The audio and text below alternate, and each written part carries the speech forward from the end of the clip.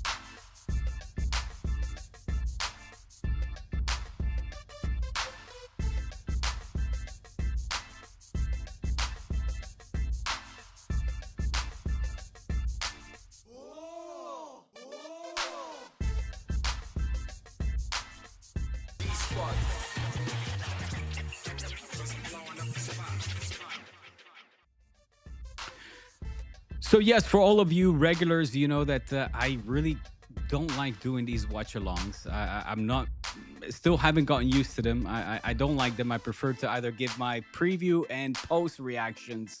Having slept on it, having just the whole heat of the moment and the constant broadcasting is not something I'm used to, at least from the comfort of my own home. But seeing as I am all alone, I got the kingdom to myself. You can see I'm here supporting the 1994 camiseta de España because this is actually my first Spain shirt. Funny enough, wait, was this the 94? No, this was the 98 actually. 98 was my first one. The 94 one, of course, brings back a whole bunch of I was going to say traumas, but so did the 98.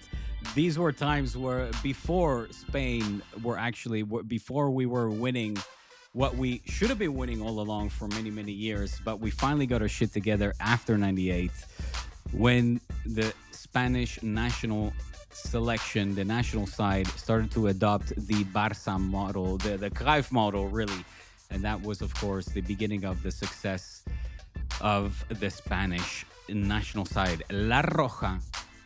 Vamos, España. Let's see what there is in store. Because I was going to say 94 because that was also played, of course, on North American soil in the United States of America.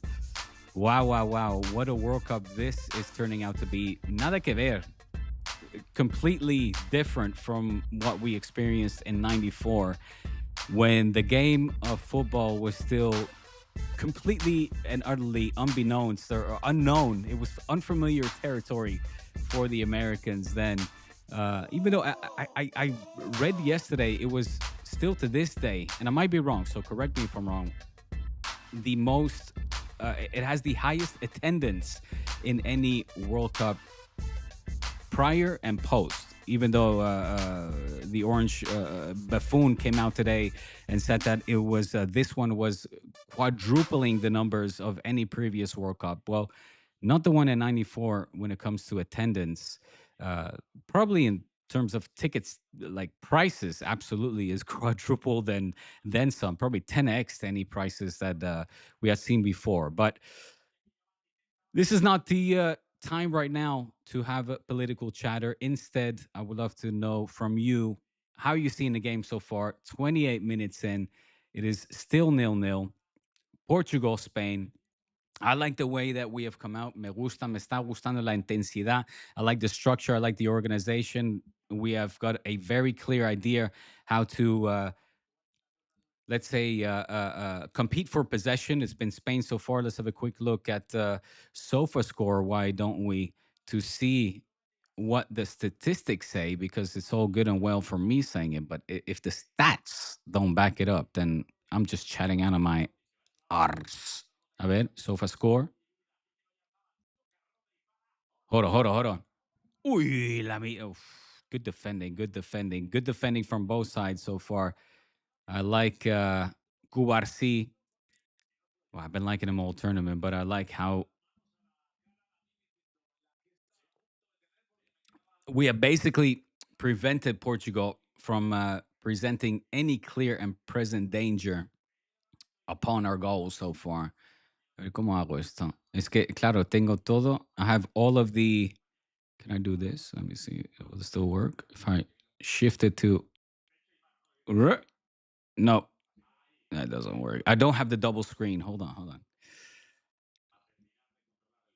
See, I've got you don't see what I see, but I've got all the other windows open from Ecamm, and I can't get to the actual page that I'm trying to share with y'all. Espérate.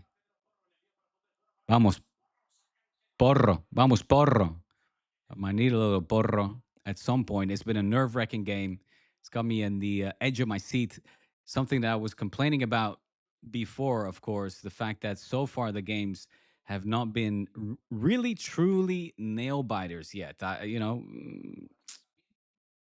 We've seen some good games. Don't get me wrong, but we haven't seen the kind of games where you kind of feel like this is a World Cup with the World Cup trophy on the line.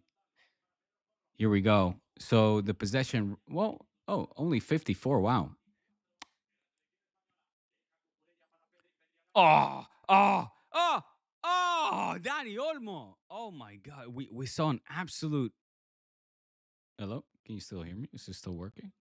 I can't hear myself anymore. Did I just. Hello. Oh, yeah, there we are. We saw Oyarzabal earlier on miss an absolute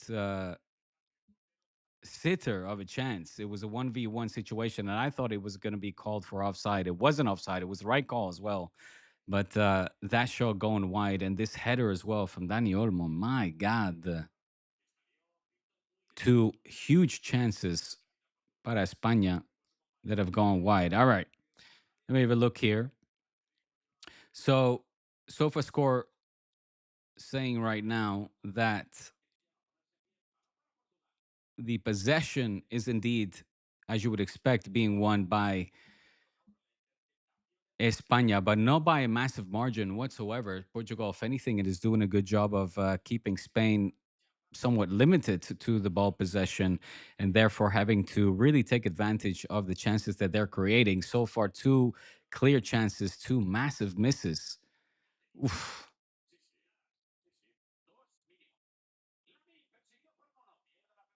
Come on. Vamos, Lamine. This is the game where I expect Lamine to really come out of his shell. We've seen all of the massive superstars showcase their talent.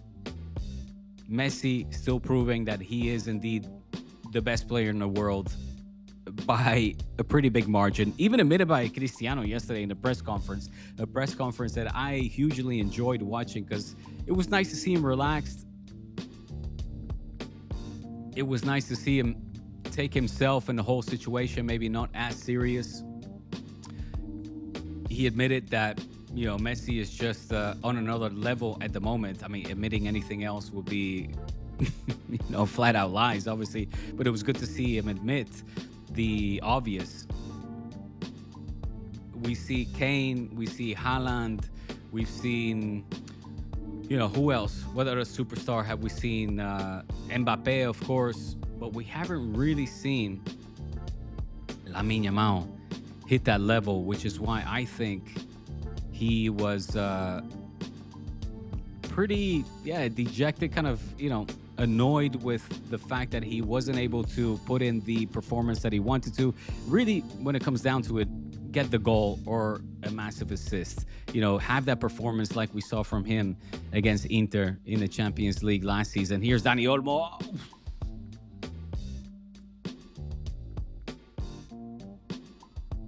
We're dominating. Estamos dominando. Estamos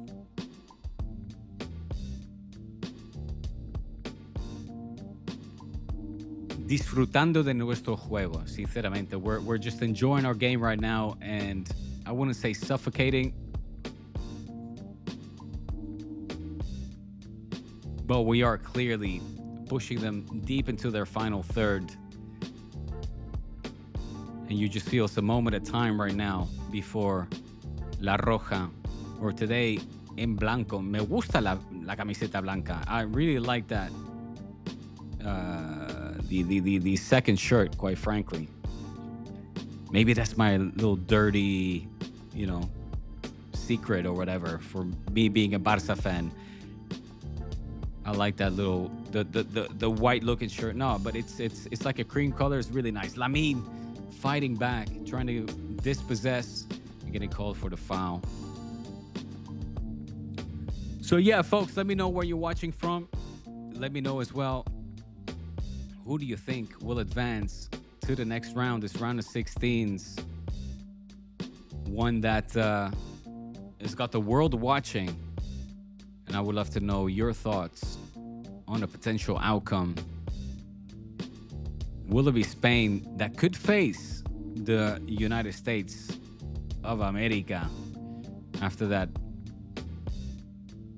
Well, they have to get past Belgium, of course, but after what we saw take place today, an unprecedented moment where a president of a country, a host country, a powerful country, managed to twist the arm and the decision of a FIFA president and the referee. My God. And it doesn't even surprise me. Honestly, it doesn't even surprise me. Who is surprised, quite frankly? Gianni Infantino, Donald Trump. You scumbags. Hit me up with the likes, of course. Hit up this channel with a subscription as well, and the bell notification so we can continue to put out this content. Sometimes pre-recorded, sometimes live. Rare watch-along live streams, though. I had to do it. I was alone. I'm alone. Kids, wifey out of the house. Perfect time for a watch-along. And a perfect time for you as well to get to know this channel so that YouTube knows that they need to stop shadow banning a homie for playing these original beats that you hear in the background. Ooh, Joao Felix with a lovely dribble there. I'm nervous. I'll be nervous until we put away these chances. Oh boy! Oh boy! Jesus! Unai Simon. Woo! What a save. Give credit where it is due. What a shot as well. Joao Felix doing a great job of keeping that ball in play, and Cristiano showing his skill. That little half bicicleta, half a chilena, let's say. A little touch. Unai Simon, quick to get off his feet. Madonna.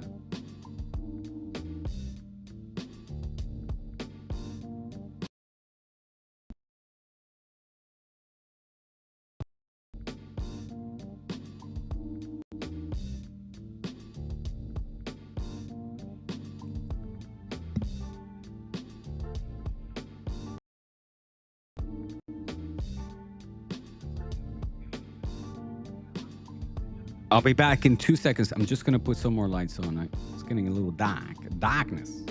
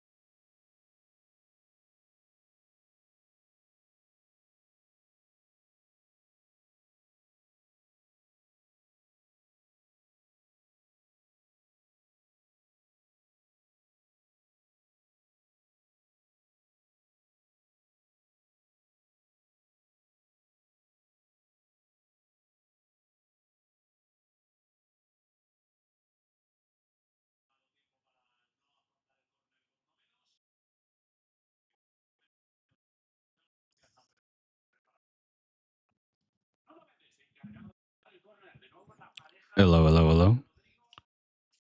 What's going on?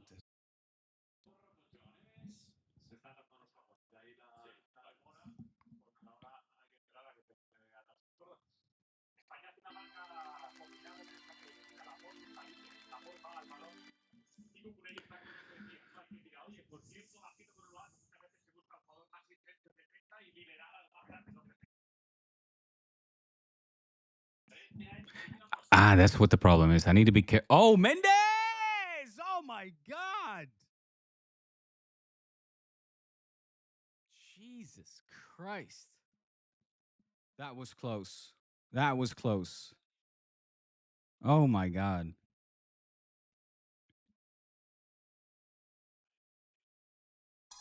Got a little deflection. Yes, right there. Whoo! Okay, Portugal, coming alive. Pedro Porro, just getting a touch to it. Thank goodness, sending it to the larguero, to the post.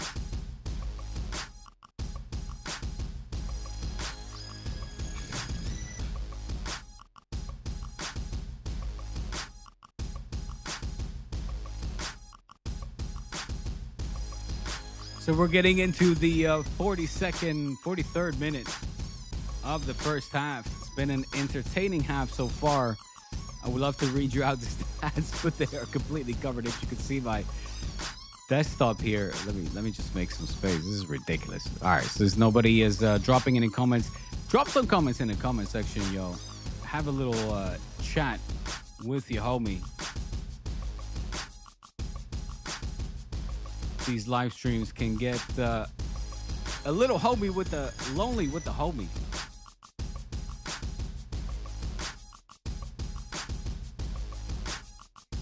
And also on the replays, I will be answering all of your comments, of course, as Lamine Yamal try to take the initiative there, try to take it to the goal. You can see how eager he is. Obviously, he wants his goal. Obviously, he also wants to shine, put his name on the map as if he needs to do that again. I mean, I get the urgency. I get the, let's say, the pressure that he puts on himself, knowing that he's that star boy, right? And all of the, if you go around all of the national sides with big superstars, in the case of France, Mbappe, even Dembele has gotten like that se quitó el mono. He got the bug off of his shoulder by having a good game, by scoring some goals. Olise, I mean, France is ridiculous. They obviously have a plethora of superstars. They compared France to the 92 Dream Team. That's a step too far, but I do get the analogy that they made by just highlighting how deep, how good France is in terms of individual talent. But for all that individual talent, I want to think que nosotros tenemos un talento colectivo mucho más profundo, más trabajado. That we have that we have a collective unit that is proven. We're proven. Coño, que es que somos campeones de Europa. This is the defending European champions. They've proven their worth. They have tasted success. And now at this World Cup, they're ready to state their claim on a global scale, which I think, now with this starting 11, if you tuned into the last live stream, I mentioned that I think that Luis de la Fuente has clearly found his starting 11. Here we go. Vamos Oyar. Got away from him. That's not going anywhere. Rodri with a long distance shot, going well over the crossbar. 6 minutes of extra time.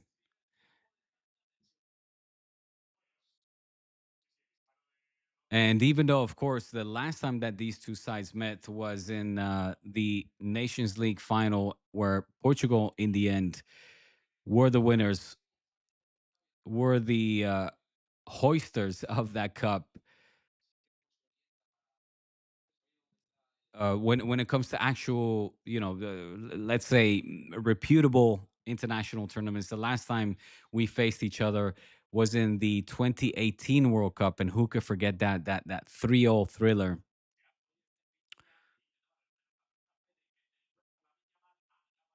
where some player, I don't know, I think he's like a new talent. Oh yeah.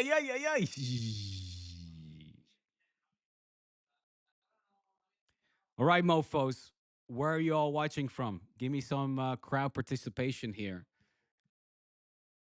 Well, I play some more tunes. This one from my homie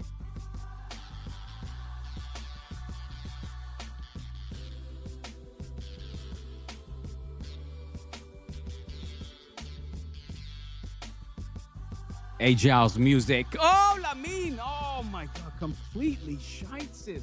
My man, my boy. He was offside, but dude. Oh, way offside, but that finishing. At least make the goalkeeper work for that one. You know what I'm saying? Like, I'm coming, mother.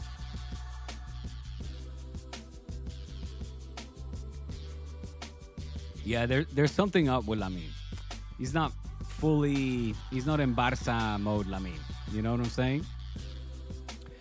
And even though he won the MVP award for the last game against Austria, he knew that was a marketing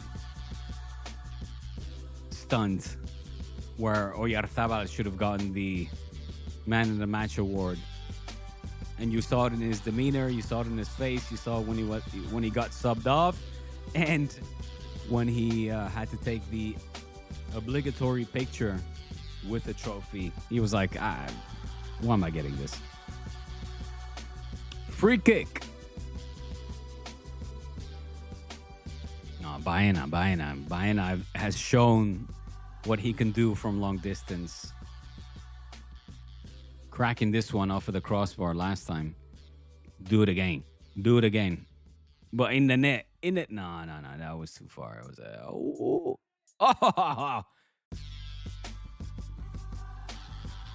foul called. Oye, y si hay mexicanos, I want to know from my Mexican brothers, what were the scenes yesterday in that thriller between one of the host nations, Mexico, against Inglaterra? That one, crazy. England with 10 men getting the result, getting their ticket for the next round after Judy. Old Judy boy. Hey, Jude, you're getting a brace. Great game as well for Anthony Gordon, that one. Something is up, man, with this. I don't really...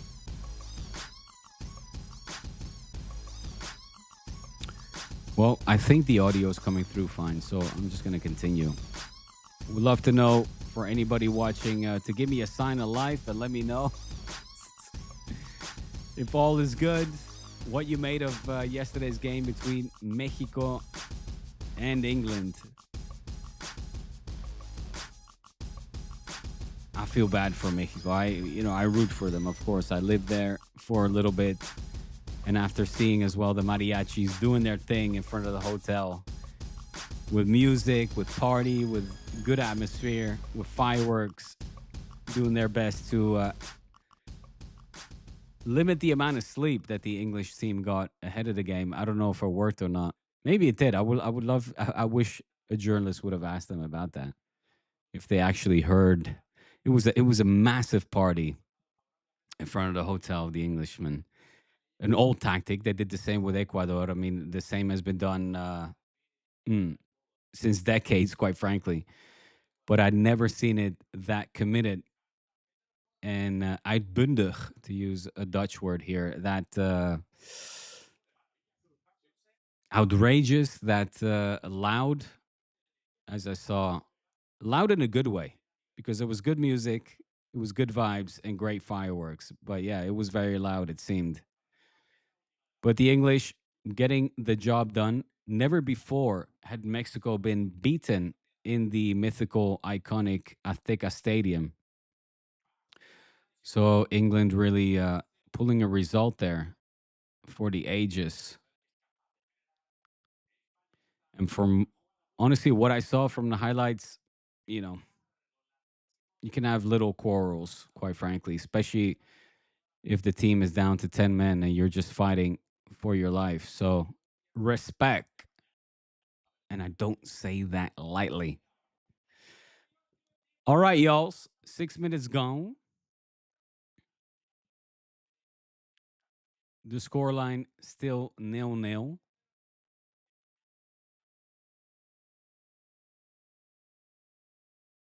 As we have got a second half to look forward to. Why do I always get so many views on Twitter and like YouTube is weak ass?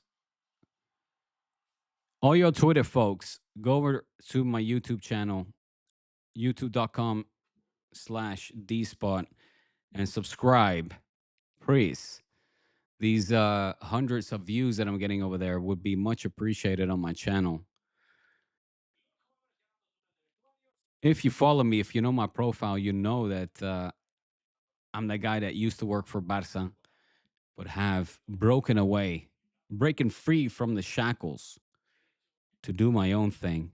And I'm doing that on YouTube with content, with analysis, with previews, reviews, with interviews, all that and more. Cultural videos, I'm recording here from Catalunya, from Barcelona. So if you're a Barca fan in particular, or just love football, Spanish football, going over to youtube.com/dspot. Give us a follow and support independent content. I would hugely appreciate your support. And I'm going to take this moment to aprovechar, take advantage of the break to do a little pee pee myself. I'll be right back. Enjoy these tunes. This one from my man M Phone, aka Phonosaur.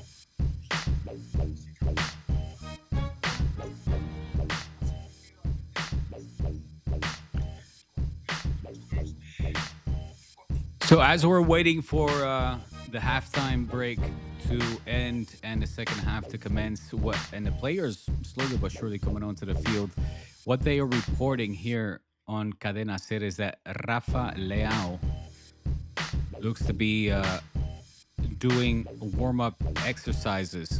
So he's already partaken in the warm up. I guess that Bobby Martinez has got plans. He's got plans to make his side a little bit more offensive, not fully comfortable and happy with what he is seeing in terms of the lack of offensive, I would say, firepower. It surprised me that he put Joao Felix in, quite frankly. Joao Felix just,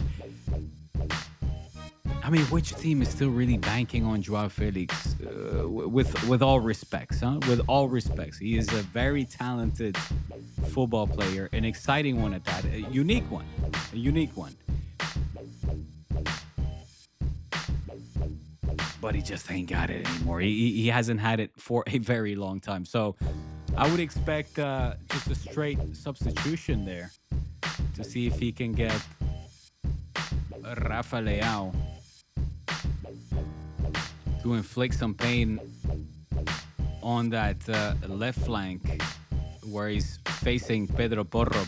Right now, Porro just nullifying anything that Joao Felix is coming up with. A couple of questions coming in. Shifting, whatever. The next one, Ed. Oh, what's up, Edvink? How you doing, buddy? I don't like what I'm seeing so far. Really? No, I have a completely different feeling, dude. Completely different feeling.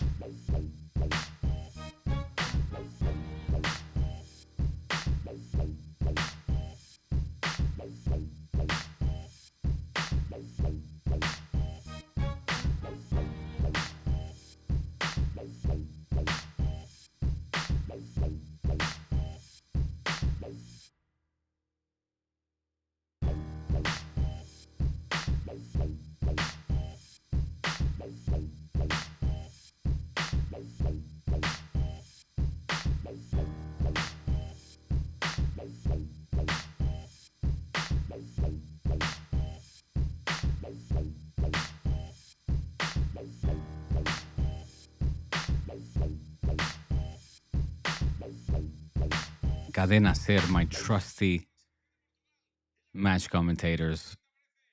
I love them so much. The ones I've been listening to for decades, quite frankly. Laying in my bed and listening to the radio, sometimes just that. No visuals. Those were the times, folks. Those were the times. I mean, so yeah, the first half ended with a 59% possession, which already that was, I would say, less than I would have expected, quite frankly. So kudos to Portugal for disputing Spain for possession. That means as well that they want to dominate the ball and take the game towards us, something that maybe we're not fully prepared for. I was expecting this game to be just, let's say, small ball from Bobby Martinez and trying to capitalize on counterattacks, on the quick runs from their forwards, which I think that's what he's gonna do. Why Rafa Leao will probably come in. He had Joao Felix in there for the first half because he wanted to play also football, and through the talents, the dribbling talents that he has on that team, which isn't little, mind you. Javier Bardem there looking on with a concerned look on his face. So 2 clear chances to the 1 for Portugal. Shots 8-5. Blocks 2-3, 2 for Unai and 3 for Costa. Here's a cross. Unai, easy. And let's see, tiros a puerta. Ocasiones, bueno, the clear shot, like clear chances, they're only saying 2. I remember 3, quite frankly. I don't know if it was Baena.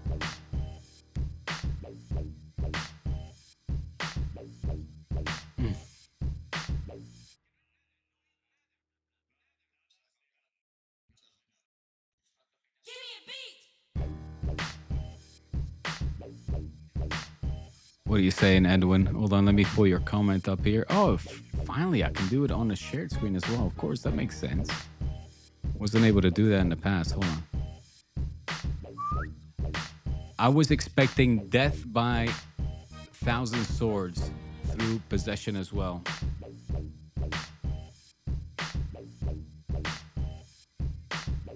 I mean, how many times have we not seen that, huh?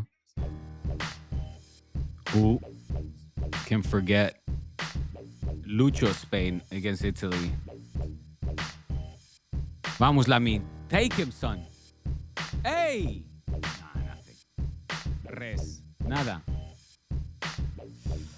Ay, Lamine. You can see that he wants it. He wants it so bad. He wants to be that. He wants to be that guy. He wants to set his claim, state his claim, make his mark. It's got to be a lot of pressure as well, of course. Seeing your poster everywhere. All of the media outlets, news outlets are talking about you of all countries. All of the big stars are delivering. And you want to, but just something ain't right. Meanwhile, Jesus.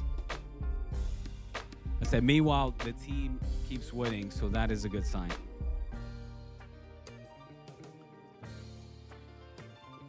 As long as the supporting cast, the role players, switch their gear and up it a notch, well, it just buys Lamine more time, right? Because Lamine at 70% is better than most players at 100.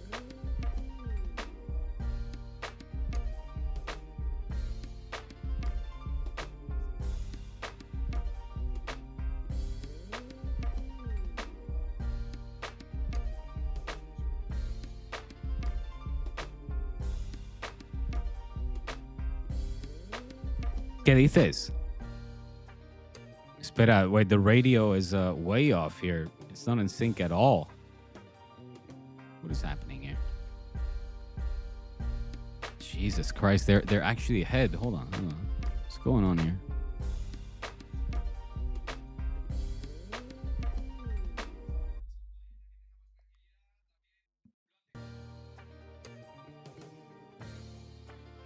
Vamos, Lamine. Beats Nuno. It's Lamine for the pass. There's nobody there. Come on.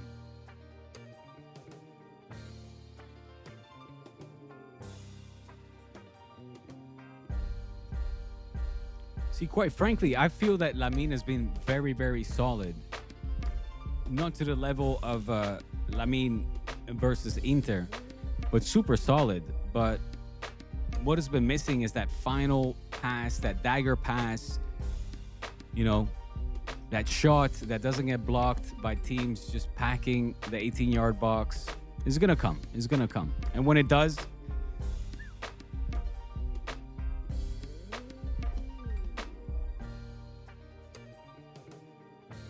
the radio is way off. What the fuck? They're way behind. Come on.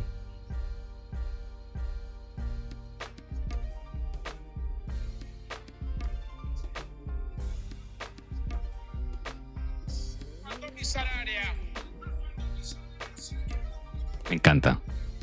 I love the radio. There's no such thing as a radio broadcast, especially in Spain or Latin countries in general, quite frankly. But I'm gonna have to switch it back to the TVs because they are very behind.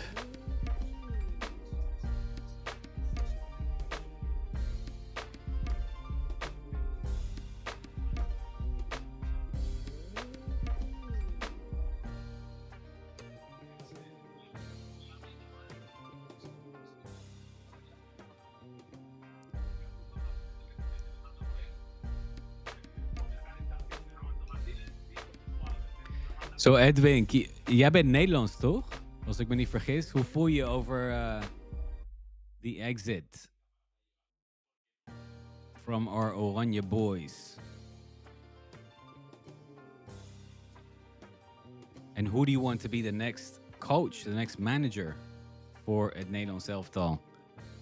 I would just so love it if it's Pep. I know it's not going to happen, but I hope that we are living in that universe where Pep is going to take over. I really hope so. Because not to take credit, but it has been my secret little dream since forever. And I have been vocal about that. Again, I'm not here saying that I'm the only one or the first one, but I have been very vocal about the fact that one day I would love to see Pep Guardiola coach the Dutch national team. It's like the ultimate ¿cómo se dice? Pues like tribute, no? It's the ultimate tribute to the professor, his mentor, Johan Cruyff. And it would be, if he could repay what he has learned about the game of football that stems from Voetbal Totaal, Rinus Michels, Johan Cruyff, that would just talk about fairy tales, talk about stories will be written, tales will be told about how one man from a country, a little country, very little, up in the north, the size of, I heard like some American says that like the size of Rhode Island or something crazy like that. I wouldn't know. I'm not great with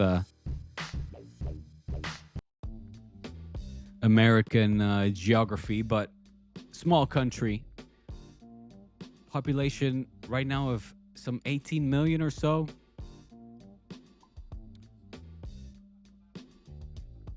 That have given football so much, but have never reaped the rewards for the entertaining spectacle it has bestowed and displayed upon that beautiful green pitch. For all our talents, mainly in the past, unfortunately, all we have to show for it in a collect like a cup sense, silverware, is that 88 AK, the Euros,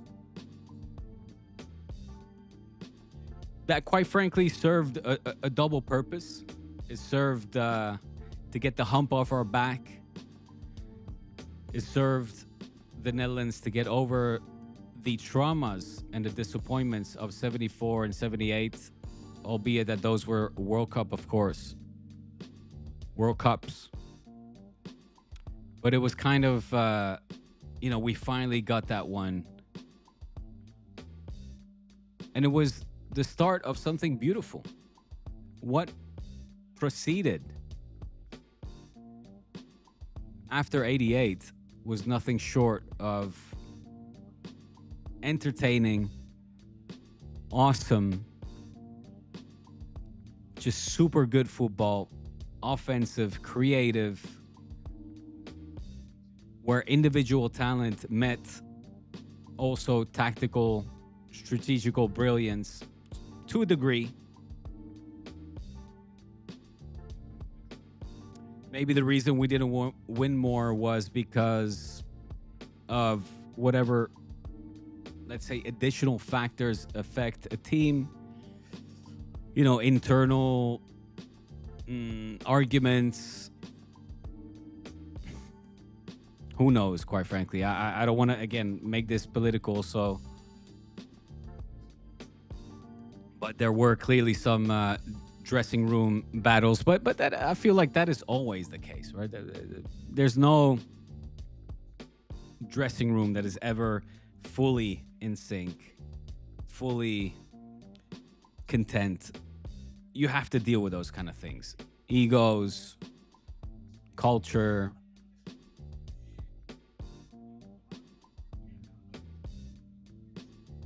And it's very true that the Netherlands, as I have now committed to call them that because we're not Holland anymore. When we were Holland, we were playing amazing football. We don't do that anymore. So when it's true that when we used to be called Holland, we played some great football, but there was also a lot of internal tension, and you can see that as well from a cultural perspective, like that the country is just so divided, and we don't necessarily appreciate and allow other countries, cultures, I should say, to integrate. I saw an interview recently from Seedorf, and that one dated back to 90, I think it was 96. So that must have been right before or after the, also for him, traumatic Euros, where of course he missed that penalty against England in the Euros that sent us home, and what he had to put up with, the amount of racism. I remember seeing it as a kid and just feeling so enraged by it, so disappointed. I absolutely hated it. I was disgusted. I felt embarrassed. The black players were always my favorites. I was a huge NBA fan, Michael Jordan fan by that point. So, vamos, Danny. Shoot it, son. Ah.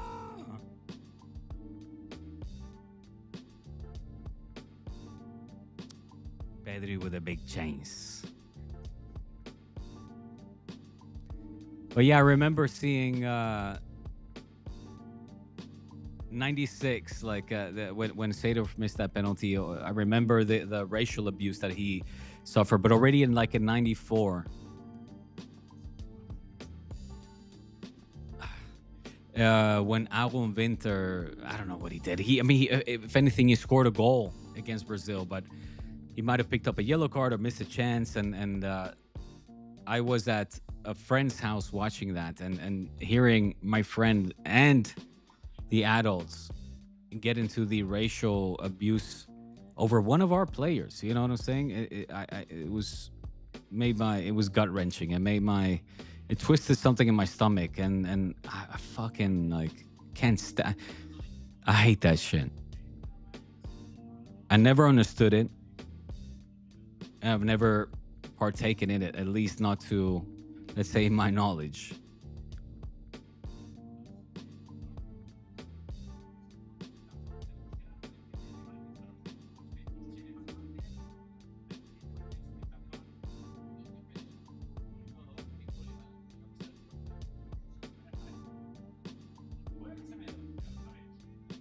And the same, like the reason I bring it up is because nothing has changed. Quite frankly, nothing, absolutely nothing has changed.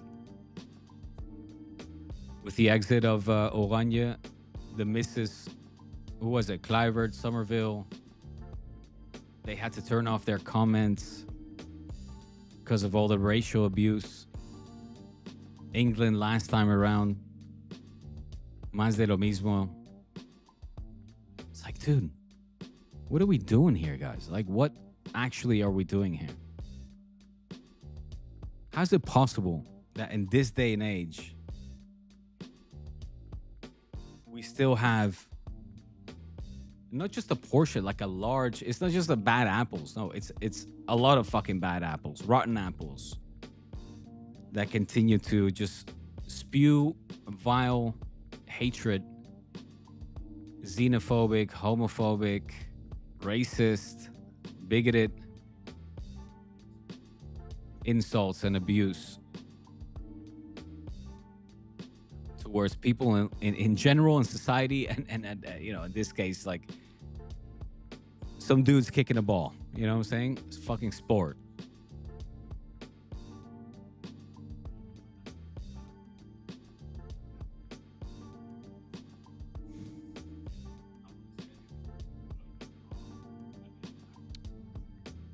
And like I get the emotional part of it. Football is a game of emotions. Any sport is. It's passion. You know, people are invested in it. If not, you know, emotionally, sometimes also financially, but that's a whole different topic, of course, the whole betting thing. But I just never, you know, of course, I hate players, like hate, inter comillas, like I feel animosity against my enemies, against my opponents, some more than others, but their background is just never been like an influence in that regard. Joder. Vamos, Lamine, tío, vamos. Take him, son. 4 against 4. Here we go. Baena on the left. Ay, put Nico in. Bro, Luis has to put Nico in. Baena just... Ah!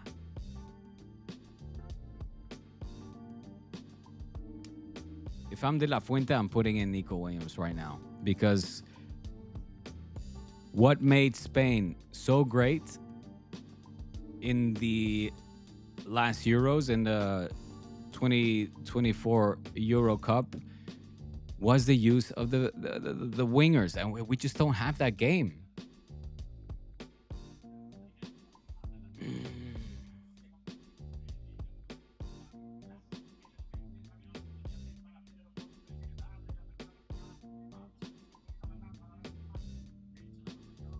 Oh, nice pass, Lamine. Oh, if you would have seen Olmo.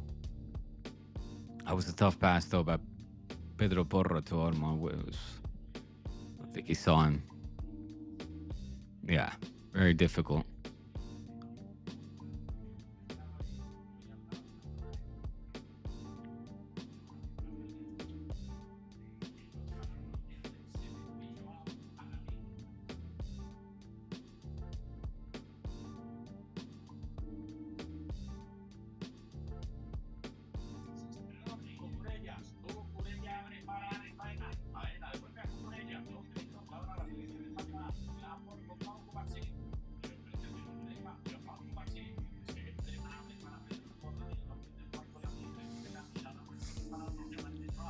Definitely less chances in the second half, man. It just goes to show how important it is to be efficient. You saw Endrick yesterday as well with Brazil. Poor guy. I mean, he had literally just come on. I don't know why he's receiving so many criticisms already from the nation's capital, Madrid. The media are like, Endrick is no use to Mourinho. He wants him out. It's like, dude, he literally just come on. Vinny gave him an absolute picture perfect beauty of a pass. Give credit where it is due. And did Endrick absolutely shite that one? Yeah, there's no doubt about it. But again, let him make mistakes, man. Hello, hello, hello, hello. De mannetje van de radio.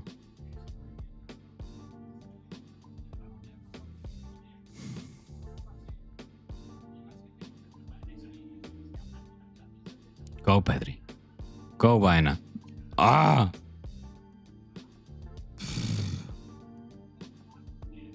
We're not finding each other.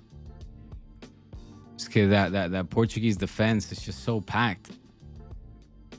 You see like a heat map, like a nucleus of red shirts, and the white shirts are just kind of dispersed.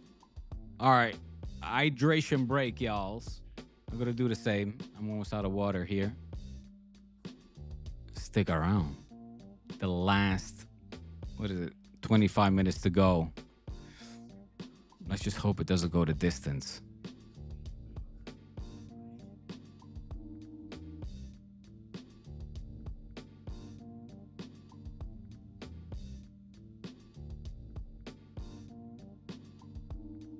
Yo, and like the almost like 700 of you watching on Twitter, going over to youtube.com/dspots and subscribe, drop your comments in the comment section. Take part in this conversation, yo. Why are you guys all so shy? Normally the comment section should be blowing up.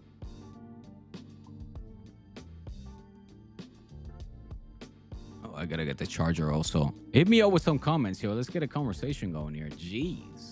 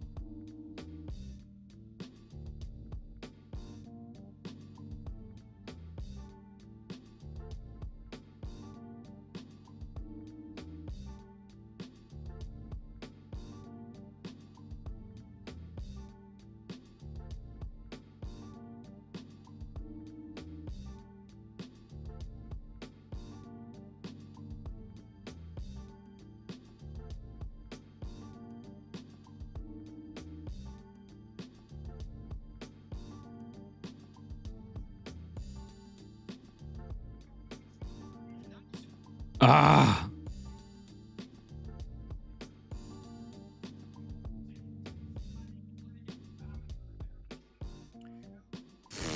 dude. I'm not liking this. I'm not liking this. I told you.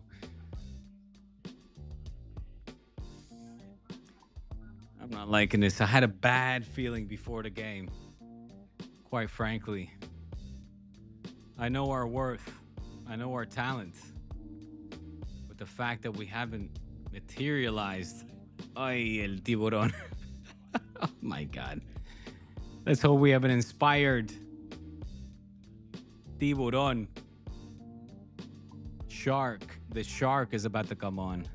Let's hope that the tiburón is hungry for some meat and not on a vegan diet. Watch out. Ooh. I don't like this at all. Offside, offside. Hey, that was offside. Fuck off. Oh. No, it was offside, of course. I think Cristiano was offside. Oh, my God. Bruno Fernandes with the shot into the side net.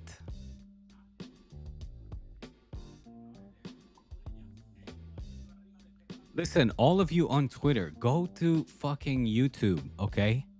And drop some comments.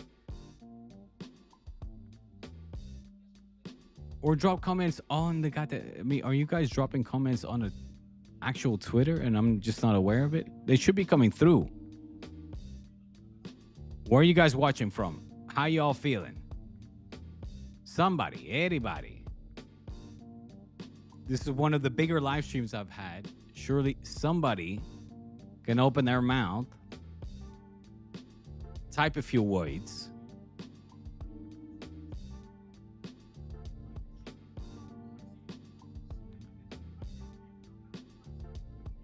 and make this whole experience a little bit more interactive.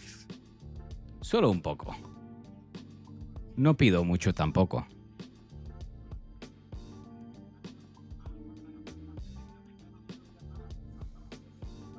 Ay. Crunch time, crunch time. Watch out. Ferran in the side net.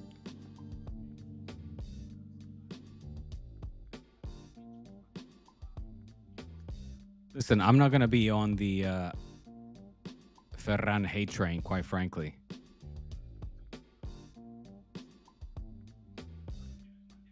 Has he had a massive impact in this World Cup? No. Can he? Absolutely. He's proven that.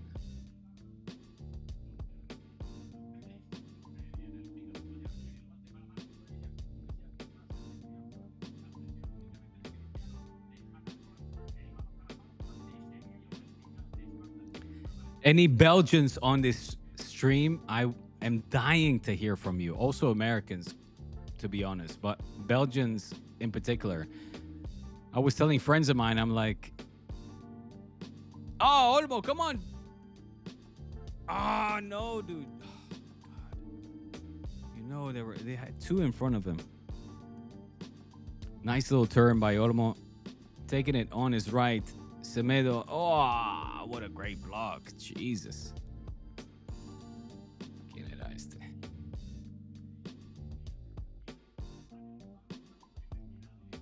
My glasses.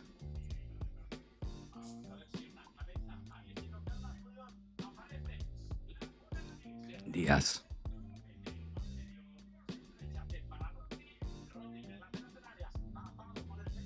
Ah!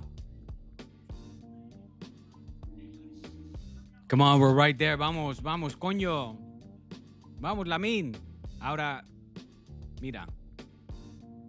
¡Ay, vaya pase! ¡Eso es! ¡Ah! Buen pase. Vale. Cada vez más cerca. Vamos. Ah, nobody there. Garcia, of all people, was there.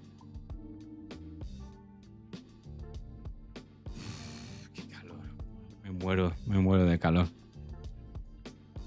Me muero de calor. Eu sou de Barcelona. Me muero de calor.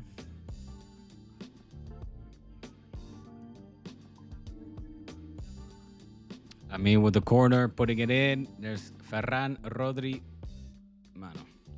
So, no, what I was saying was, yeah, Belgium, all teams, quite frankly, should have come out and protested today because what took place, what we saw happen, was nothing more, nothing less than adulteration, adulteration.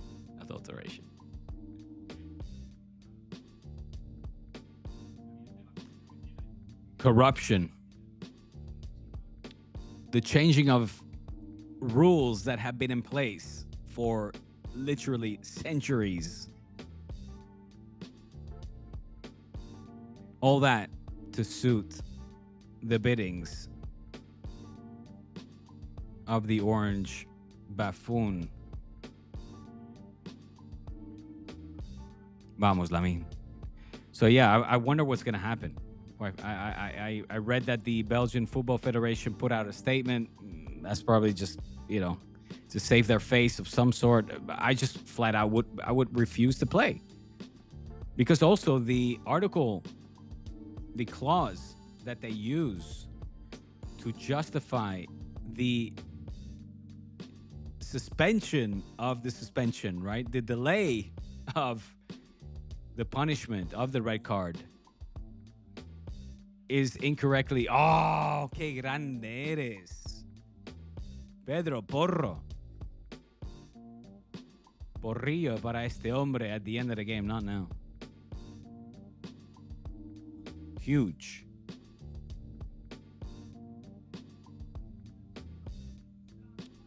So yeah, again, the justification of like whatever, like Article 27 or is being wrongly applied in this situation. That's just no se puede justificar. Vamos, Lamine. Go. Be brave.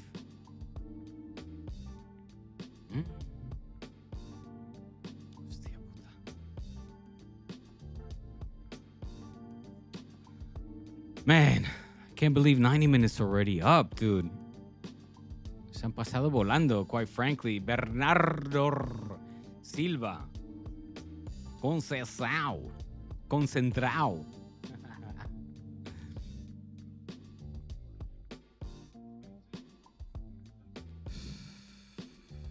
It's getting hot. It's getting hot in this bitch.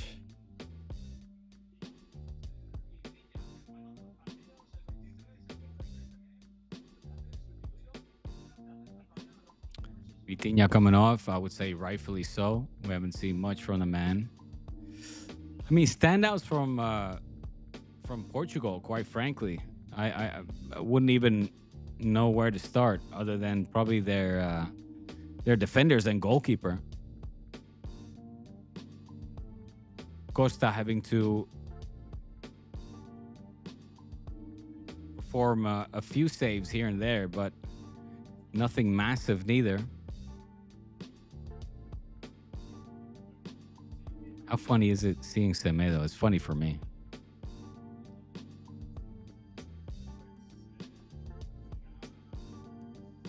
Is he still at Wolverhampton? Okay, look. So the possession has increased from 54 to 57 in overall. Chances still 2-1, same as the first half. Very little clear chances in the second half. Por no decir ninguna ocasión. Cuidado. Paradas, mira, 5-2.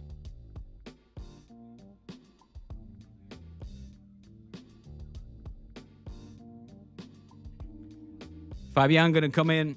Who's he going to come in for? What do you think?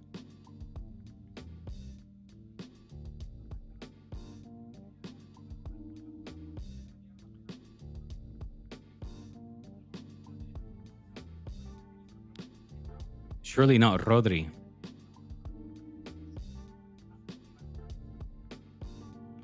I also don't think so.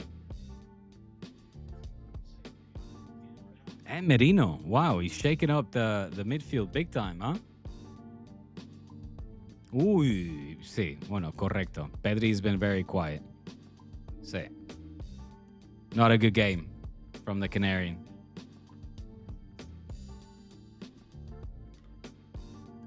Y Olmo, pues sí, mira.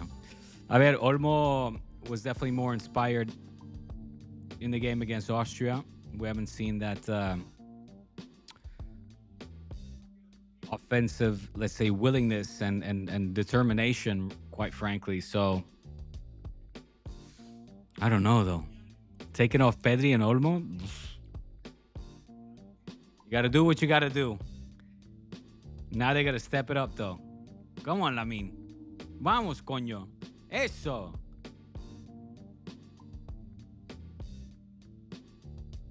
Dáselo. Lamine opening up the play on the left side. Ah, shit. Fucking cross. Come on. Oh, no. It's his first touch. If I can forgive Endrick, I can forgive Merino here.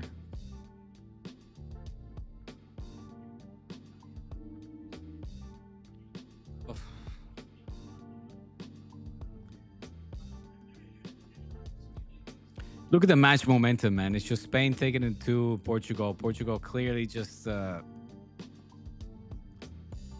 playing for the penalties at this point. Having fully conformed with the fact that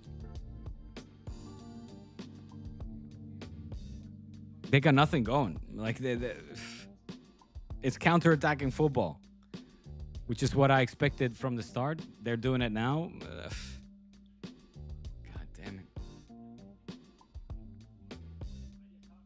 They're going to be playing for the pens. Vamos, coño.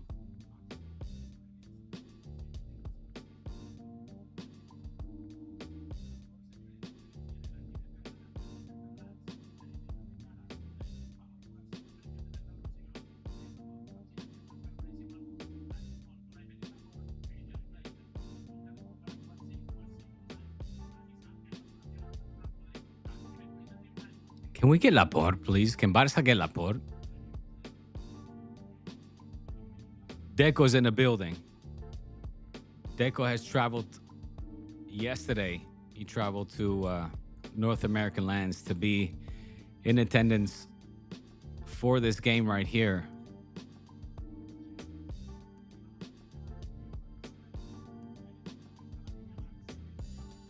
Not that Laporte is like the new kid on the block or anything. Come on, Lamine.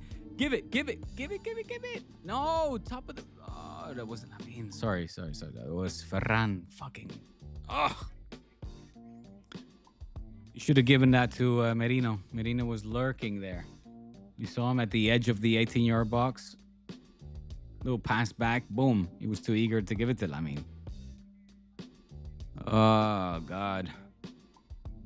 We're going to go the distance, aren't we? We're going to go that extra mile.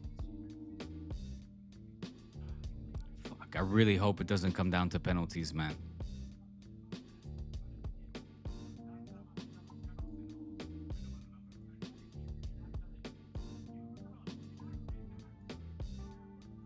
Nothing.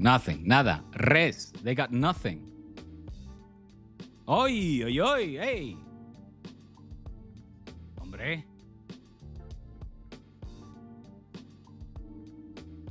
The permissiveness. Hostia. Well, yeah, yellow. The permissiveness in this World Cup has definitely been something that, look, I actually quite like. And it's been applied consistently. But there are some cases where you just, like yesterday, what was it? Norway, Brazil, clear penalty.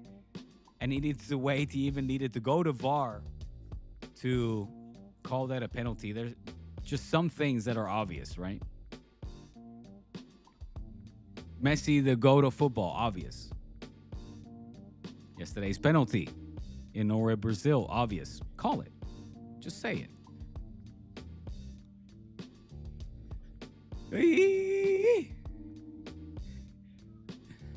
saw Cristiano lurking again.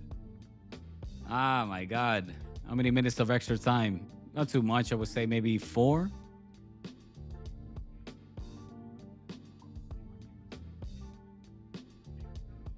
Plus the water break, of course. So we automatically have 5, right?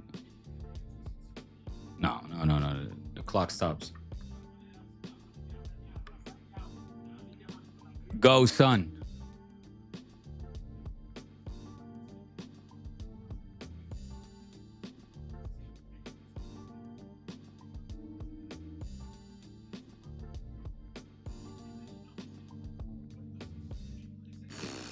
Six.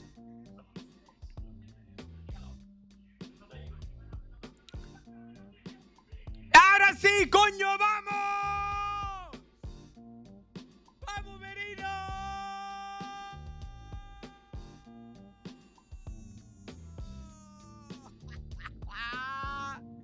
¡Sí, señor! Oh, my God.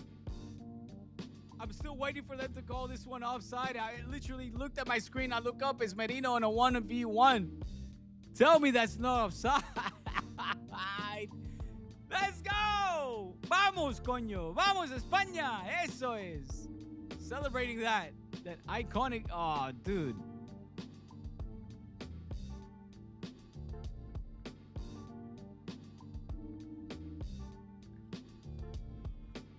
Ah, Ferran with the vision.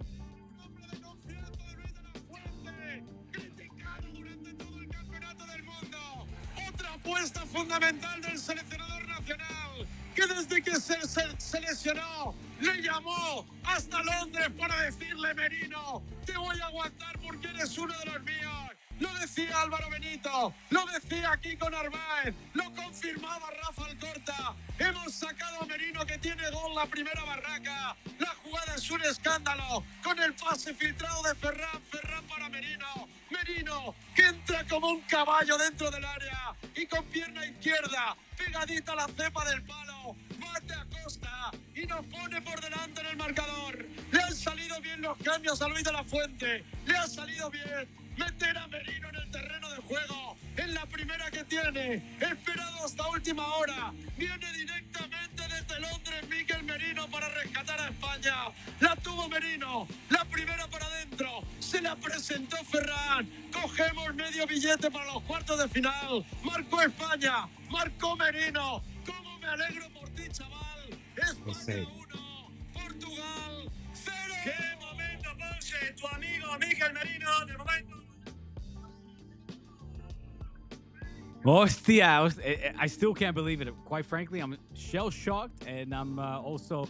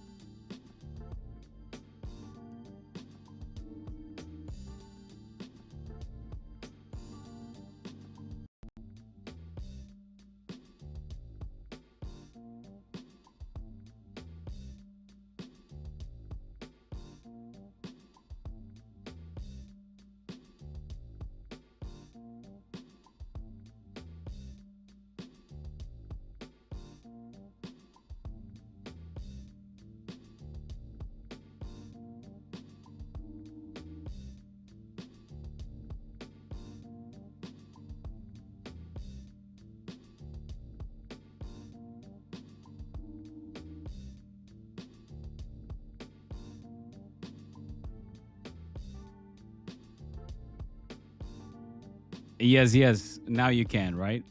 I had the mute on. Sorry about that.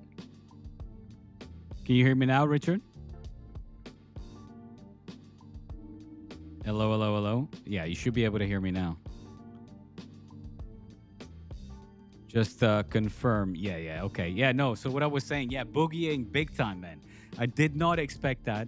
I was completely, I had made up already peace and mentalized, like mentalizado for extra time.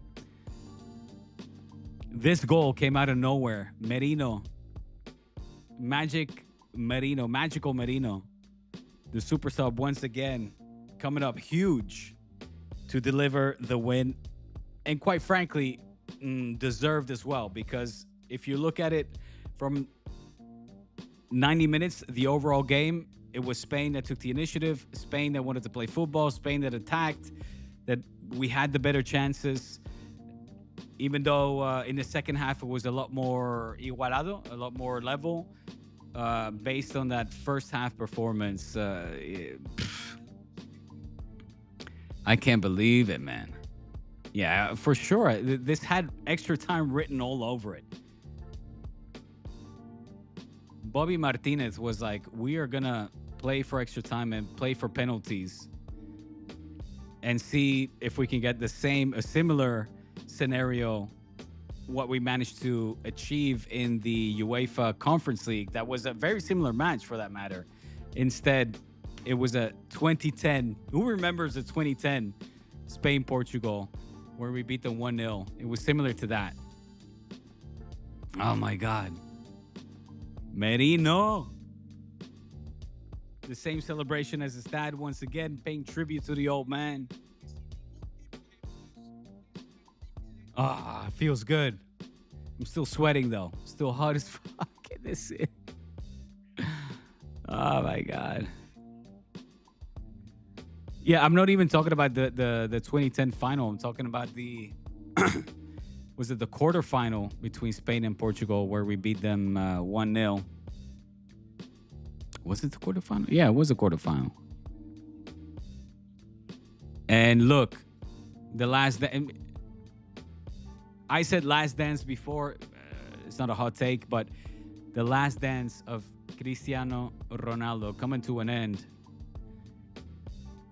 And the man is emotional. I understand. I'm not here to make fun, poke fun whatsoever. He gave it his all, did what he could.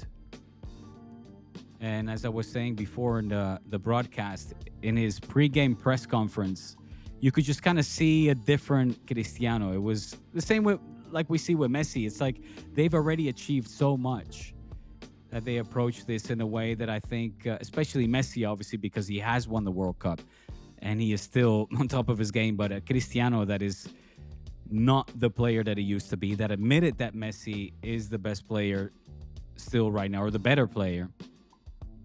And but in a press conference that he was, yeah, he looked like he was just, it was relaxed. It was a nice side of Cristiano that you have to say, you know, he's bidding farewell. He said it yesterday. He said, this is going to be my last World Cup, albeit with a few deflections and counter questions, let's say, or you know, follow-ups when journalists alluded to it. But he eventually did say, yeah, this is going to be my last World Cup. So big respect, big shout out, of course, to Cristiano Ronaldo for all that he has given to football, given to Portugal. He exits in a more than gracious way. Didn't have an impact today or over the course of the tournament as a whole. I would say that probably he would have wanted or expected from himself. He is a perfectionist and demands nothing but the best. But he just didn't give it. He ain't got it no more, man. Father Time. Father Time is undefeated. And Cristiano bidding farewell to the international stage. I would say being able to hold his head up high. because yes, he's not at Messi's level, but he never was. And I think that this has now, yeah, it's he has to deal with that in whatever way, you know. He just has to deal with that. Father Time is undefeated unless your name is Messi. Well, Richard, even Father Time will get the best of Messi. There's no doubt about that. But not for the moment. That is true. Messi showing that he is still the best. He's still the best. He is still the best. It's crazy. But at 39, recién cumplidos, he's still the best. And I saw, let me see if I can pull it up. I saw a tweet today that really kind of illustrated that in a beautiful way, in a great way. Did I, let me see if is it here? Oh, yeah, it is here. Hold on. Ah, this is it. Let me share my screen real quick. Is this, isn't it? 2016, the superstars, the headlines.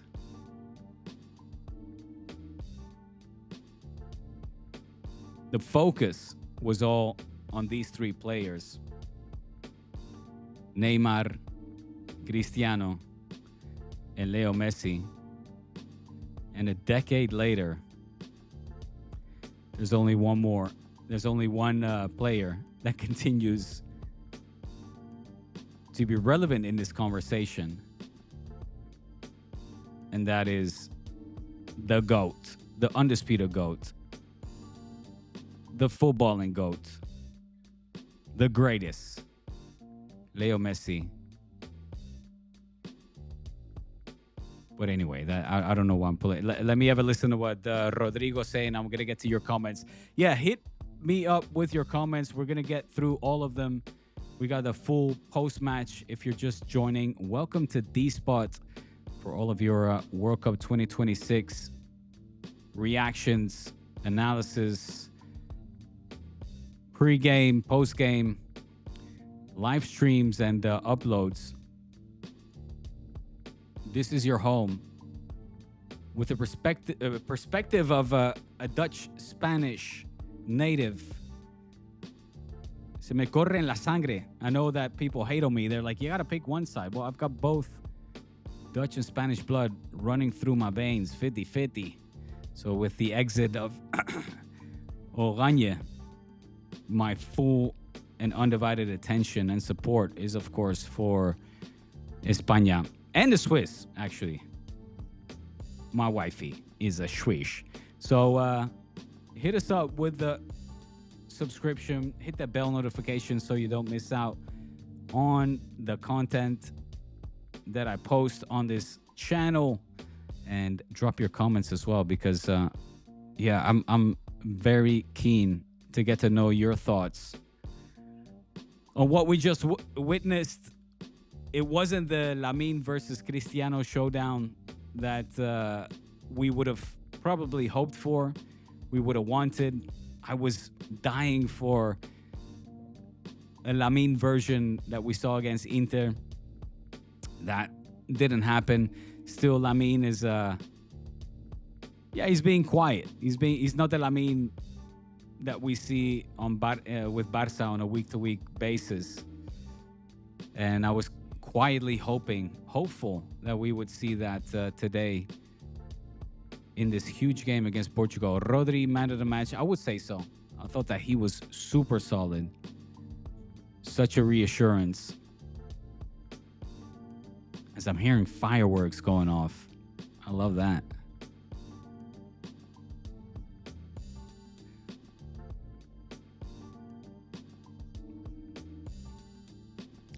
I bet Richard saying,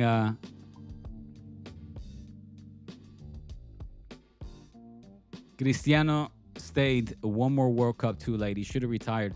Well, he was never going to. Obviously, he was never going to. He still, what he should have done is just taking a step back, like taking a secondary role, which is difficult for him. I get that, especially if you see Messi, that little genius that is bothered, stunted your career and stopped you from achieving more than what you thought you would achieve or deserve to achieve. Even to see him come out and play lights out football, mind you, not even playing all the games or the full games. I don't know exactly. I know he rested one game, played like half of another or two halves, and he's still the top scorer in the competition. That's insane. But to see that and knowing his competitive spirit, knowing his ego as well, I was always expecting him to, put his personal interest really at the forefront over that of the collective. And again, that's nothing new. We've seen that in the past. We heard by now that podcast, that clip, which hasn't been taken out of context, but that clip where he's sitting next to Rio Ferdinand and talks about him missing the penalty for Portugal to advance to the next round. And he's like, everybody thought that I was crying because I missed that penalty. No, I was crying because my, 20 something penalty streak came to an end. It's just like, dude, what are you saying? Are you aware of what the words just came out of your mouth, man?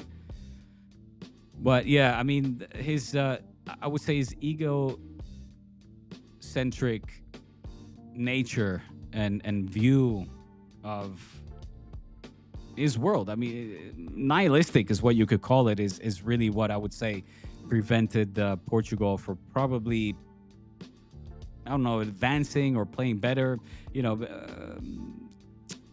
I don't think you could totally debate that Portugal would have been better off without him, but with him taking a secondary role, I think that would have been a lot more, let's say, productive for the team. You know what I'm saying? Him to be like a leader on the bench. Even Michael Jordan, man, like when he wasn't on fire, when he was being counterproductive, a liability, he was all right to take a step back until he felt that fire. And then he said to the coach, okay, Phil, like, put me back in. Now, granted, in basketball, you have rolling substitutions. You don't have that in football. But he should have known that his time has passed, and his purpose now for the team is that of a leader, from the dugout. And there's nothing to be ashamed. You fucking, like, Portugal won the Euros with him out, right? Like, all right, let me go through some of these comments here. Yeah, we're boogieing, son. I guess I left my glass of water in the kitchen.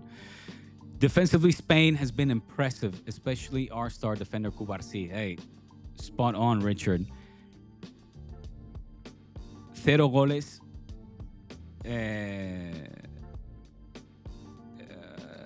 Conceded. Encajados. 0 goals conceded. Unai Simon continues to break records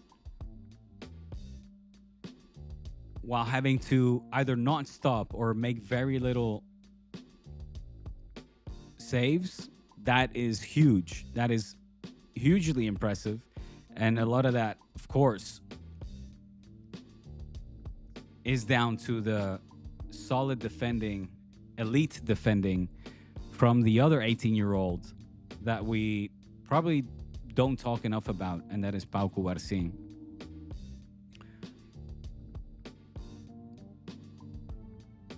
They try to throw Asensio, Hauser, any name that they can think of or get into the market, in his path, and he just excels and continues to show why he is hugely deserved of not just the spot, but the confidence that the coaches are,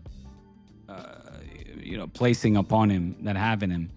And it's great to see, quite frankly. It is really, really good to see, because we all knew he had that potential in him. And I feel like over the course of these months, also with Barca, where he kind of started the season off maybe a little bit slower, A little bit more, less consistent, a little bit more quiet. He now is just like, he knows it. He knows it. He's feeling it. And we're going to see a Cubarsi that is going to be an auténtico leader. He's going to be all out leader. What a goal, man. Merino, imagine coming in and scoring the winner like that in the 90th minute, your first touch. Insane. Great assist from Ferran. Absolutely. Ferran, who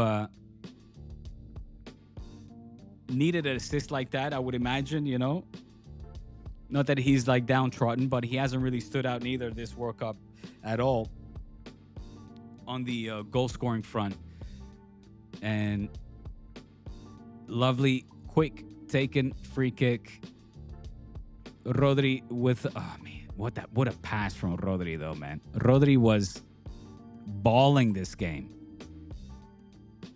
And you have Madridistas saying that they don't want Rodri, like they're not interested in him. A guy that is from your city, that is the second ever Spanish Balón de Oro winner, continues to be just flat out ignored or even disrespected by Madridistas, while he says that he would, you know, he would love a return, but they don't want him. Man, I would take Rodri already when he was at Villarreal. And you know, it was that right at that moment where Busti was getting old, but not yet too old. But it was like Rodri is like the perfect replacement. Was no.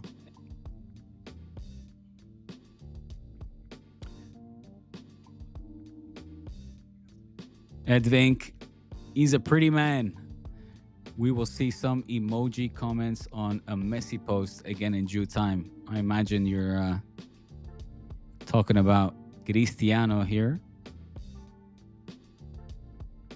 Richard saying, Diego, how confident do you feel about this Spain against possibly France? Well, most likely France, I would say. It is the ultimate, you know, if we call this game the final anticipada, the anticipated final, the semis against France will be exactly that, a culmination of years of great talents, great football from both countries facing each other, squaring off in the biggest tournament in the world. And I'm ready for it, man. Look, I think I said it before, Richard, during the stream. I think that somebody, I forget who, compared France to the Dream Team, the '92 Dream Team. And I think that's an exaggeration. You know, I'm hugely aware of the individual talent that this France team possesses, led by Mbappe, one of the most informed, talented forwards that we have in the game at the moment.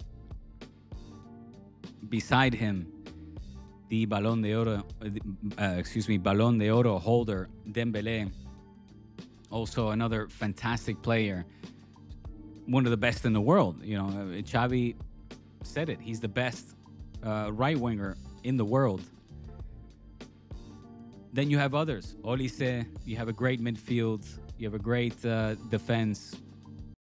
So I think, yes, on paper, France is one of the more talented sides that we've ever seen. But I think from a collective perspective, you know, the football that Luis de la Fuente proposes as opposed to Deschamps, I think we have something to say. And I think, well, we saw it in the Euros. I think all we need is a Pedri and a Lamine to just step it up a gear, you know, kick it into fifth, if not sixth gear, y plantar cara. Let me listen to Luis de la Fuente and I translate here what he's saying.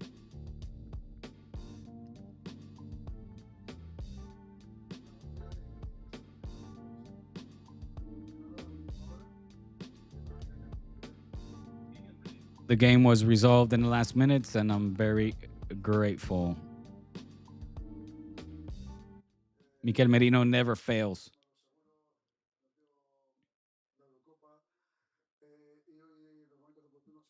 We saw it in the Euros, and today, given the moment he was there, he's one of the best in his position in the world.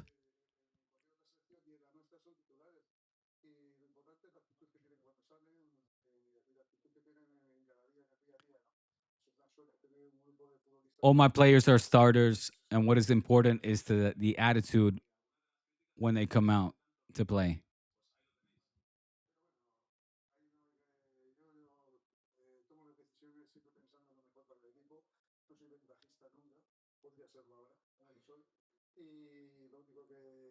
I always make my decisions based on the best of the team.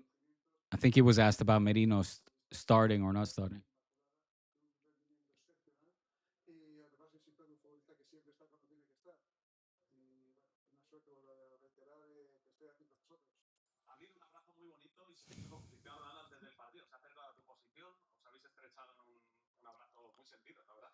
Man, they love Cristiano. Like Spanish media, Madrid-based media, they have to shoehorn Cristiano in at any given moment. I swear to God. Anyway, Richard. So how do I feel? I feel confident. I feel confident, but I need to see Lamine and Pedri kick it up. You know, they need to kick it up a notch, step into that next gear, like we saw from them in the Euros. Lamine Yamal needs to be even better. Spain is going to win. Exactly. Yeah. We were wasteful. We had great chances and we were wasteful. For Goat's assist was beautiful. Madridistas reject Rodri, even Enzo. Yeah, especially after his girl. His girl had some great responses. I'll show you what I'm talking about. I have it saved.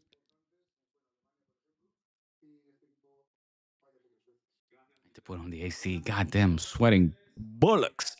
Let me see if I can find that moment where Enzo's girlfriend was ambushed by Edu Aguirre from El Chiringuito and was asked about, oh, Madrid, Enzo to Madrid. And she was like, whatever. Like, all teams are great. I respect all teams. He's like, yeah, but Madrid is different, right? Madrid is different. She's like, no, no, no. Luis de la Fuente, since taking over, 46 games, 36 wins, 7 draws, and 3 losses.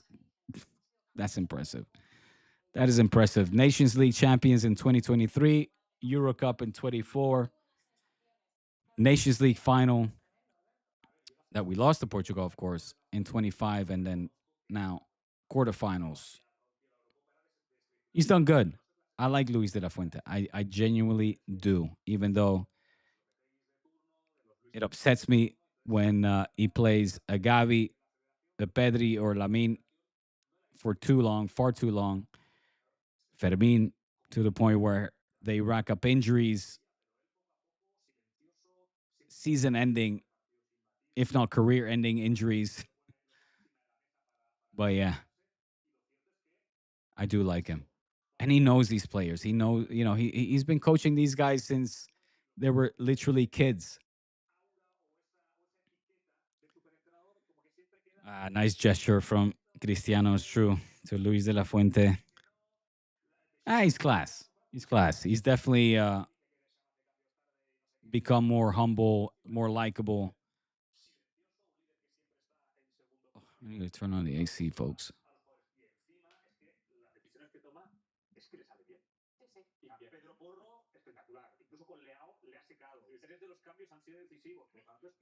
It's true. I mean, right now everything is working out for Luis de la Fuente. It hasn't been the most impressive football, but not like the Euro Cup. I mean, in the Euro Cup we were spoiled. It was like Spain. I would like to compare the goals to games ratio, but it just felt like we were firing from all cylinders. It was kind of like Barca in Hansi Flick's first season. Not to that extreme. Don't get me wrong, but it did have that element of unpredictability or unfamiliarity.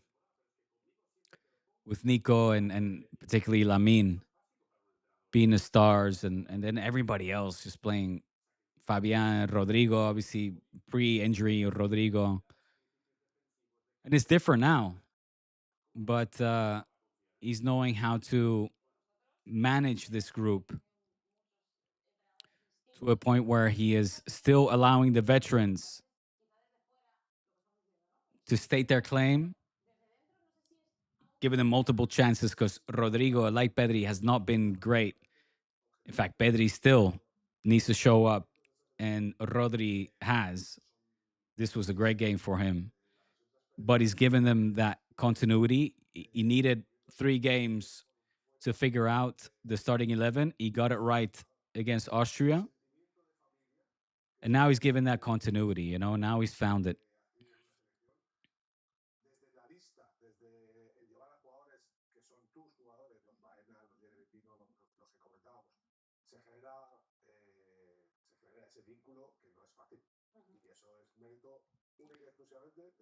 Sorry, Richard. I'm just realizing I skipped over your last comment here. Spain needs Nico healthy on the other side with Lamine to return to what we saw in the Euros. Yeah, I think so. I think Baena is a great player and honestly has shown signs of being pretty elite in terms of his shot, his free kick taking ability, his finishing, his passing as well. But what we saw from Nico in the Euros was it just paired up so nicely. But I also am hugely doubtful that Nico is capable of giving that version of himself that we saw in the Euros. Whether it's injuries, whatever it is, I don't know. It's just something. Same with Lamin, autocrítica siempre. Justified self-criticism. The wingers so far in this World Cup have not made the difference. It's been role players. It's been the wing backs. It's been Oyarzabal. So yeah, now Merino, which only can mean that más y mejor. There's better to come. Mañana más y mejor. All right, let me turn on the AC. Otherwise, I'm going to be frying like an egg. I feel like Pedri will cook if they face France. They don't have the midfield to compete against him. That's a big claim.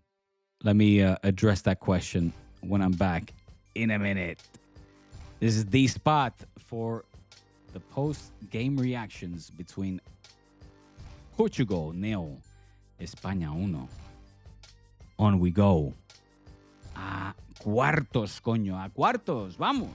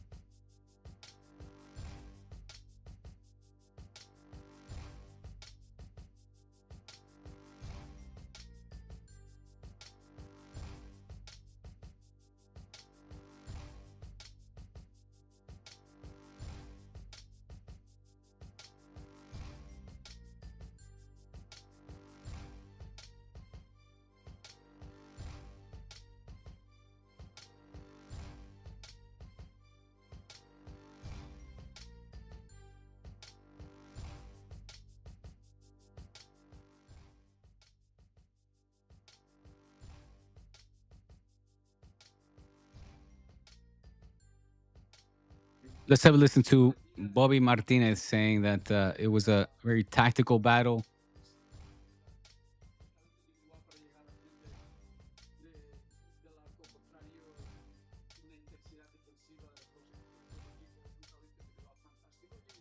Great individual battles, talents, and defensive efforts.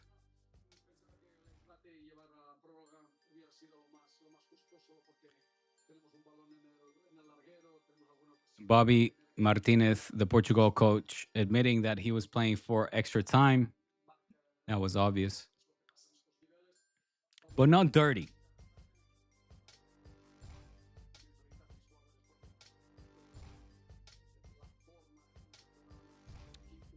It was a fluid game of football. You know what I mean? Who could forget the battle of, was it Nuremberg? The game still to this day with the most yellow cards between Oranje and Portugal. They have it in them to be a little nasty. And they could have applied more dark arts today, quite frankly, but that wasn't the case.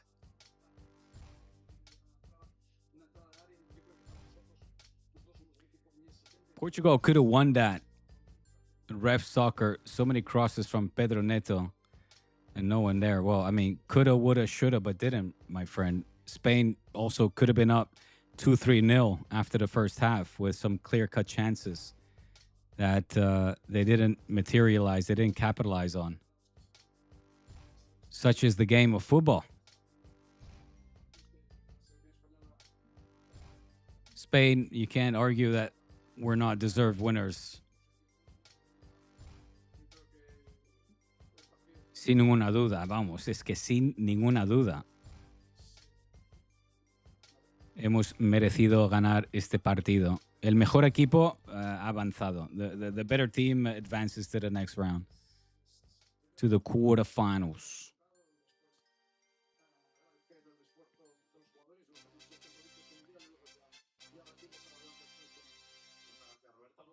Ref Soccer, you're saying that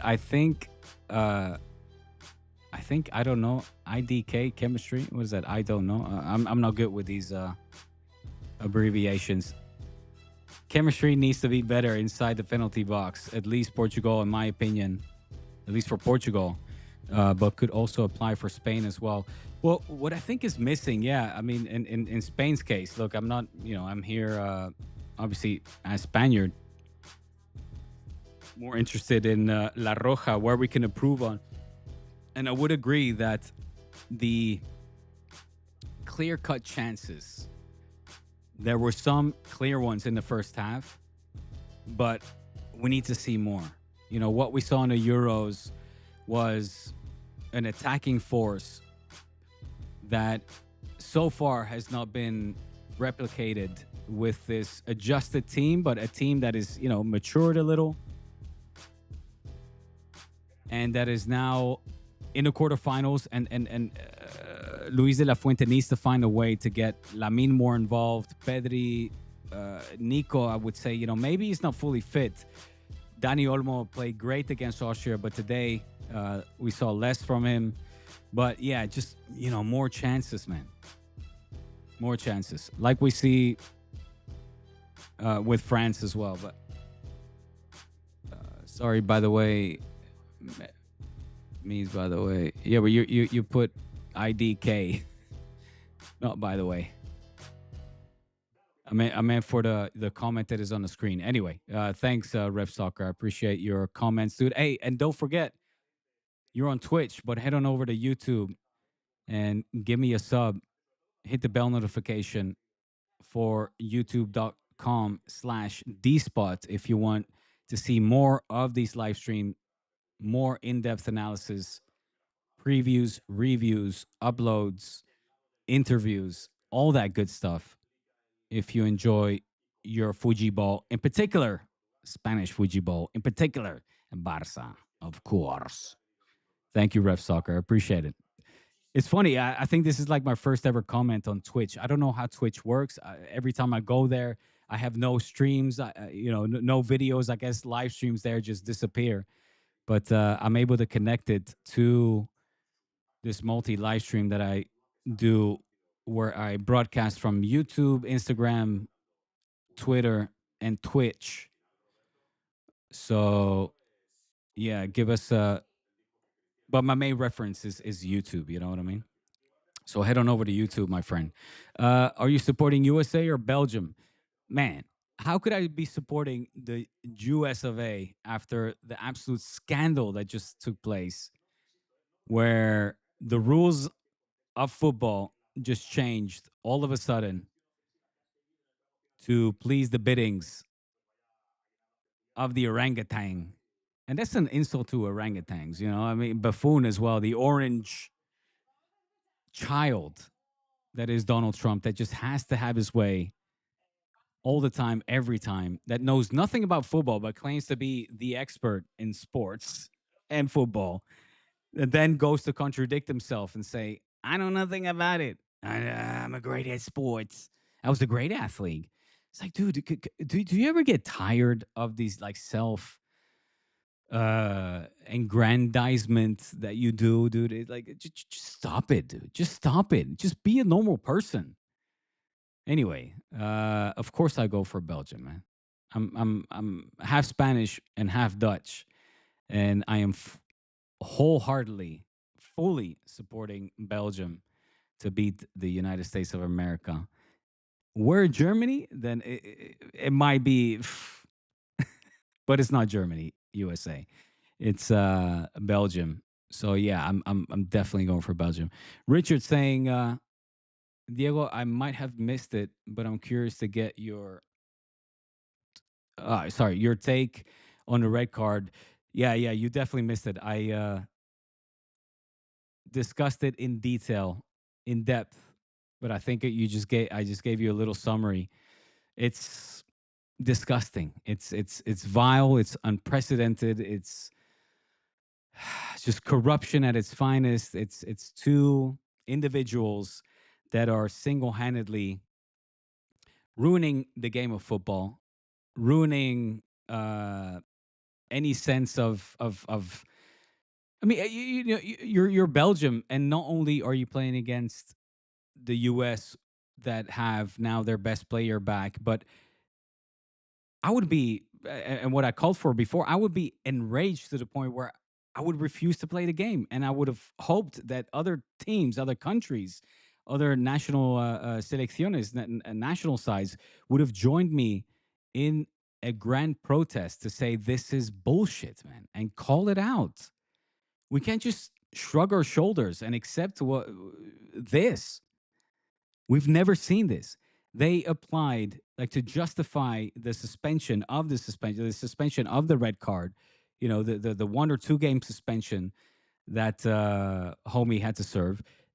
The justification for it was some clause that in this scenario isn't even valid. Like it holds no ground, has no support.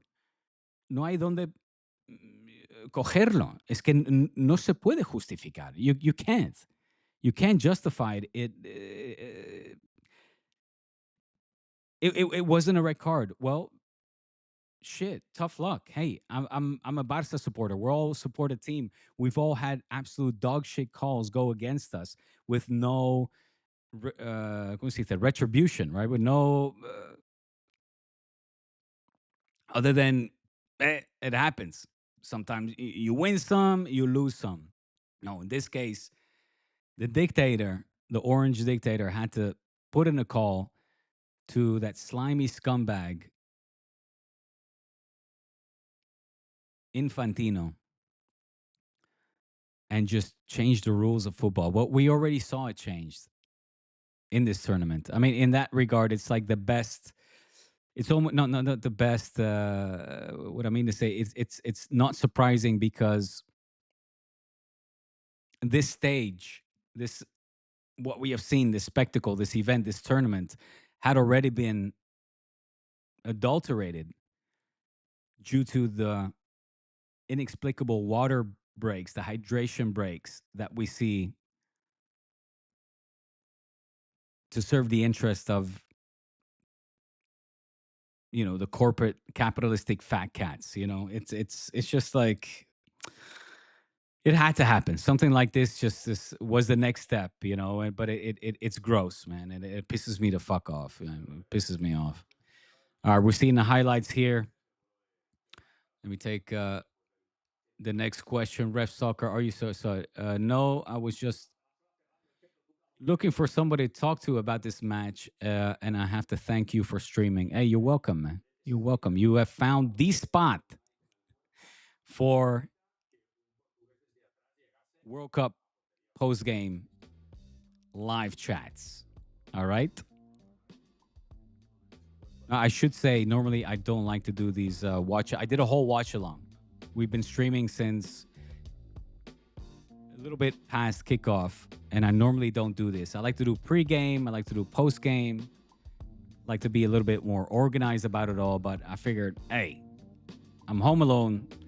The missus and the kiddos, they're all out, and I got the El Reino. I've got the domain to the castle to myself. So let me do one of these live streams, these watch alongs. I know you support Spain. I don't know why. I don't know why midfielders are getting the blame for Portugal. I think they played well. Every midfielder played it forward. Maybe I'm wrong. Well, I just think that the Portugal midfield was nullified, quite frankly. I think that we managed to just not allow them to impose their style of play. It's not the first time. Portugal have been underwhelming, for all of the talk, and rightfully so. They're a hugely talented side, but for all of the talk of Portugal being a serious contender for winning this World Cup, we just haven't seen it. And correct me if I'm wrong. I haven't watched their games in full. I've watched what I could, and if not the highlights and extended highlights, but I just haven't been that impressed. From Vitinha to Bruno Fernandes to Bernardo Silva, who hasn't been a regular starter neither, given his age. I get it, and what they have in midfield also. But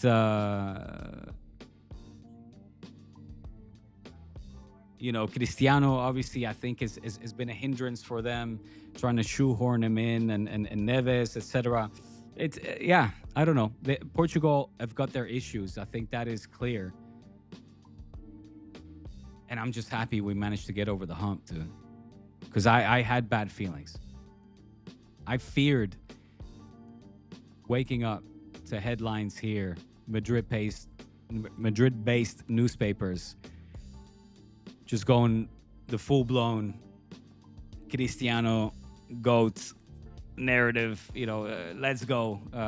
He got the better of us, yada, yada, yada.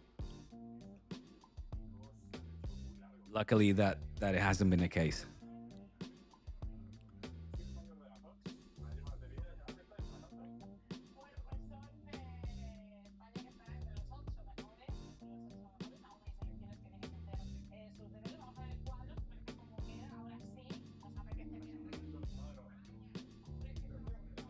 Because again, like Rodri was finally that Rodri that we knew from previous tournaments.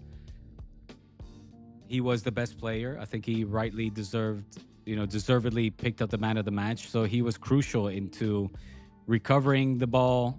Let's see if we can get some stats. It's annoying that I can't screen share, or not screen share, but I have all these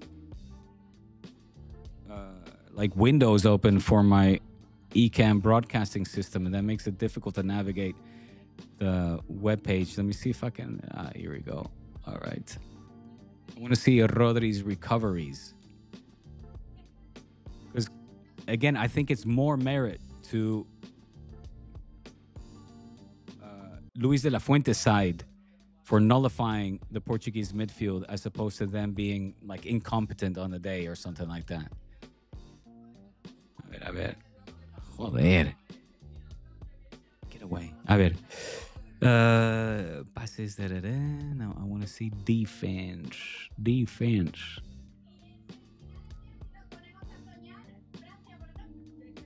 Seven recoveries. Okay. Bueno. Decent. Not massive. Let me see Pedri. Pedri. How many recoveries, son? Déjame ver, Pedri, coño.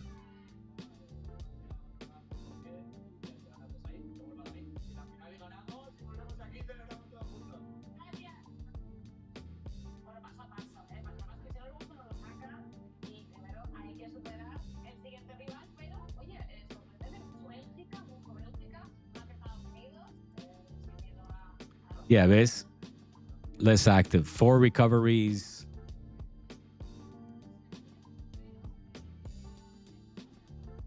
One duel, one. I mean, Pedri is not.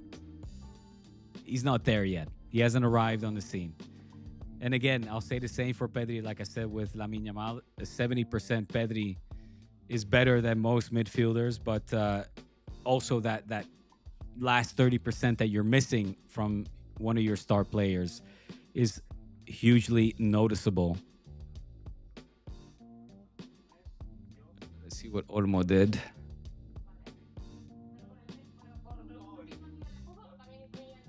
Oof. Tough game. Tough game.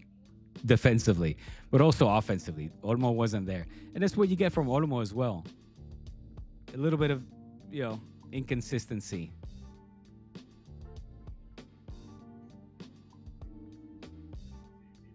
But hey, culés, we can count our lucky stars.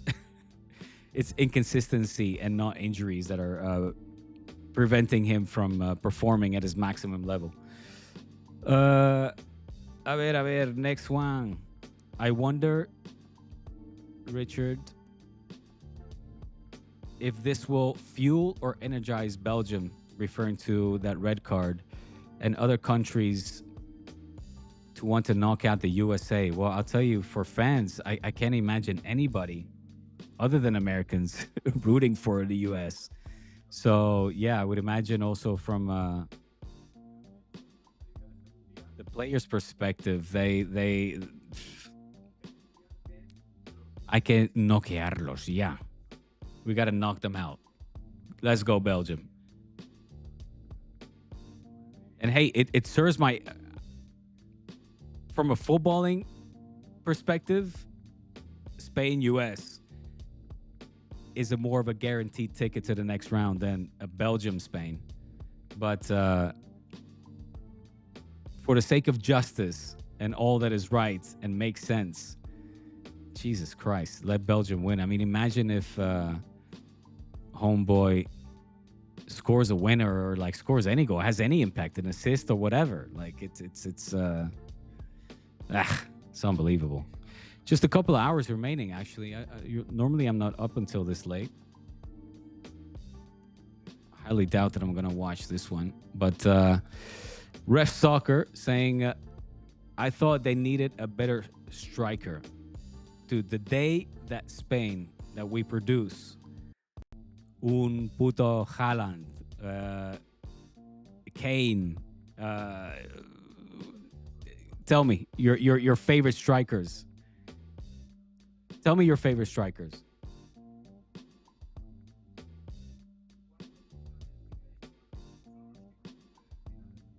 Who, like, I'm thinking of your prototype, like David Villa, Fernando Torres. That's the kind of striker that I miss so much, so dearly. And you're right. That is right now an Achilles heel. But Oyarzabal, with his ripe age of 30 something, approaching the 40s and at the wrong side of 30, if anything, I think he's doing a bang up job, quite frankly, to put the ball into the back of the net. And mira, Lukaku for Belgium. We're having a striker drought at the moment. Same goes for Barca in La Masia. And when we get that back, and there's some youngsters knocking on the door that I think you could even morph into being strikers, at least in the Barca Academy. I don't know, in the Villarreal, in the Real Sociedad, Athletic Club, Gonzalo en Madrid, maybe. No lo sé. But I think we have some young talents coming up that could fulfill that role. But yeah, clearly we're missing that, There's a post Morata era that is now being patched by the very valiant and admirable, respectable efforts from Oyarzabal. He's doing great. But we're missing that young firepower. Clearly. Can you imagine Haaland on the Spain team? Oh, dude, it would be over. Haaland on this Spain team will be lights out. It wouldn't be like it wouldn't be a competition. France may, always France there. France lingers there because of their amazing talent. But from a collective from a collective unit, from a well-worked team, we run circles around France. I'm sorry, we just do.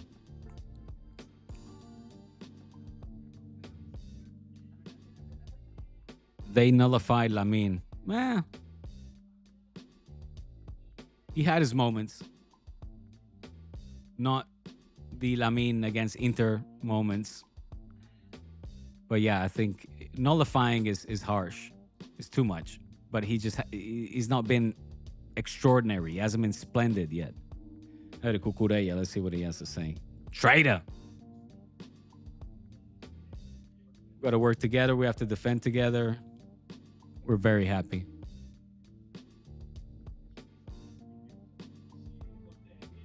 How you feeling physically? I'm feeling good.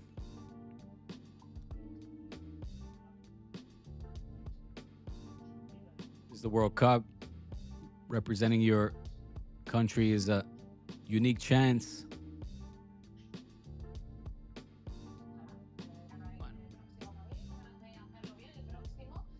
So yeah, I thought they need a better striker. I'm assuming you're referring to Spain, and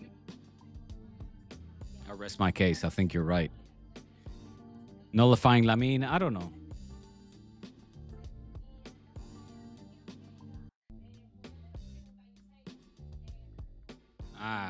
DAZN is showing the last time that Belgium met Spain in the quarterfinals, or would imagine official competition, happened to be the quarterfinals in the '86 Mexico World Cup. Where are we playing this one? And Spain lost in penalties.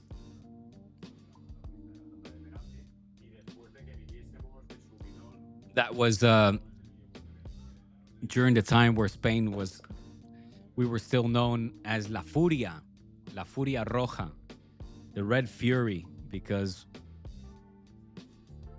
we didn't know how to play football.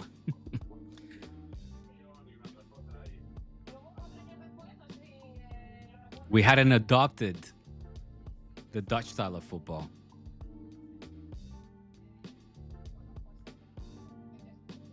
So yeah, I think nullifying Lamine is a bit much, but bueno, mira, 2v1 against Lamine. Yeah, but he got the better. He got the better of Mendes and Neves, and on a couple of occasions, he had a shot or two, put in a few passes that could have been assists. Again, coulda, woulda, shoulda, sure, but I think I'm not giving up on him yet. I'm just waiting for that breakthrough. I'm waiting for that moment where he manages to split the defenders and put in one of those beautiful curlers that we are used to from him. But yeah, I hear you. Ref Soccer. I get it. Romeo's. D Spot, my man. Happy for Spain. Yeah, dude. I'm so fucking happy, man. I feared the worst.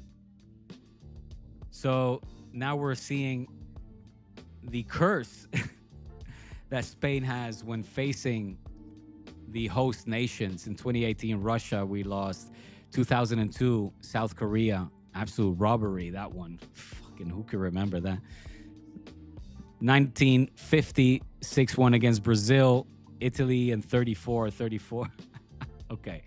Well, the more recent ones that I remember, definitely 2002 Korea and obviously Russia, but that was a frustrating one against Russia. Very frustrating, undeserved as well. The one that got away from Lucho, but or was it Lucho then? I think it was, right? Was it? No. But yeah, South Korea.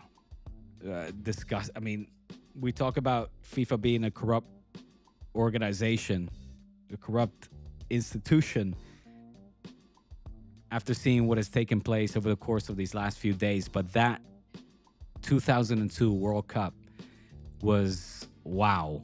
It was like inexplicable, other than corruption, clear cut corruption, where both Italy and Spain had to endure and suffer and get knocked out via means that were beyond the pitch of football. It was just like this. So the US in the 2009 Confederaciones, I don't remember this, but what did they do? They got I do remember this actually. Dempsey, I think we lost this one. It was like this Confederations bullshit thing. Confederations Cup it was called, no?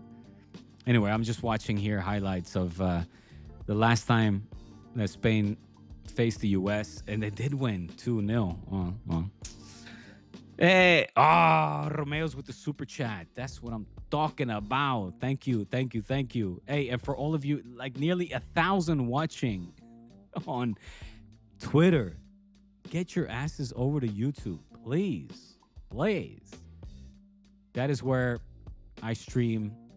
I upload videos on a regular basis. I don't do these live streams or watch-alongs often whatsoever. So also you guys watching on Twitch, head on over to youtube.com/dspot and subscribe. Support independent content. You might know me from my time working at Barça. Well, I don't work at Barça anymore. This is what I do for a living. My channel, my trusty old channel, D-Spot, that I fired up, is where I give you guys analysis, pre-game, post-game, interviews, anything that your heart desires when it comes to particularly Barça, of course, Spanish football, and now the World Cup. So head on over. And if you really want to support this channel, then go to patreon.com/dspot, where with small dollar donations, you can make a massive difference. So thank you so much for all your support as we continue to entertain the chats here. Thank you so much, Romeos, for your super chat. Hugely appreciated. The next question, I see most of them are English. What do you mean by that, my friend?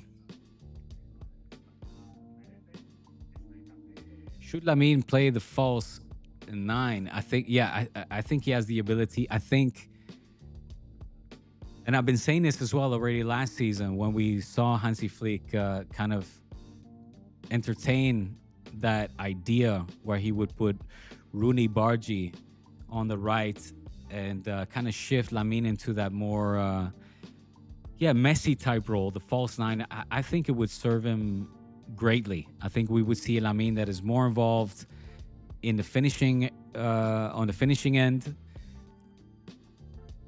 It would help him to grow, to develop, to continue to progress, discover new talents, and just seeing the ball hit the back of the net and getting involved more obviously grows your confidence as well. And I think that's exactly what Lamine needs right now, given the fact that he's so young and we know how generous he is, how great he is, his passing ability, but also finishing. I think now he needs to start to focus more on that finishing ability of his and sharpen that.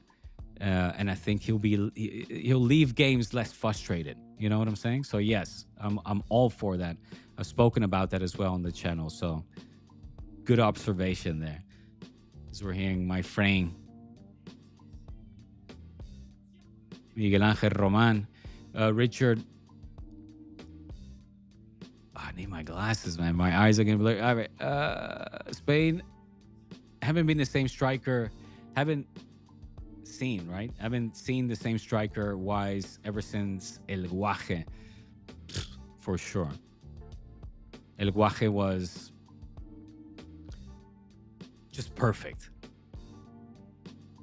because he wasn't the type of striker that, the type of player that demanded the limelight, that demanded to start. He would start, obviously, because he was the best, but between him and Fernando Torres. There was no beef. There was no, you had Pedro as well. Who could forget? But he was just the perfect striker for Spain, and I miss him so much. When he signed from Valencia to Barca during that 2010 World Cup, it was just like, oh, dude, we got our guy. Like, we got our guy. We're now ready for the post Samuel Eto'o era, which was a big boot to fill, right? A big gap to fill, because how outstanding was he? But for Spain, man, and Barca, like, yeah, I would love that prototype of a striker for sure. And I think maybe Julian Alvarez fits that bill. I think he has a similar, profile, and even style of play. I think he is a hidden guaje in Julian Alvarez, more so than el otro, o sea, el vikingo, ¿cómo se llama? El Haaland, And I do like the prospect of Haaland coming as well, but I know that's not going to happen. Richard, what's up? What are you saying? Nuno Mendes is the hardest remaining right back that Yamal will face. Therefore, if healthy, expect him to be better. I like it. More so than the French boys. No, I was saying that to friends as well. They were like, yeah, but Lamine, Nuno Mendes, se la ha comido el coco. O sea, like, Nuno Mendes has won every battle against Lamine. I'm like, well, what if Nuno Mendes has a day off?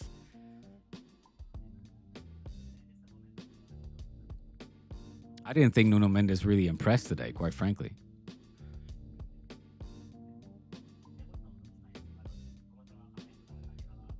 Sorry, just joined back here. Should Lamine play the false nine? Yeah, we did that. D-Spot YouTube is where it's popping. Come on over, people. Yeah, come on over. Thank you for the super chat. Thank you, dude. Thank you. I don't get these very often, and when I do,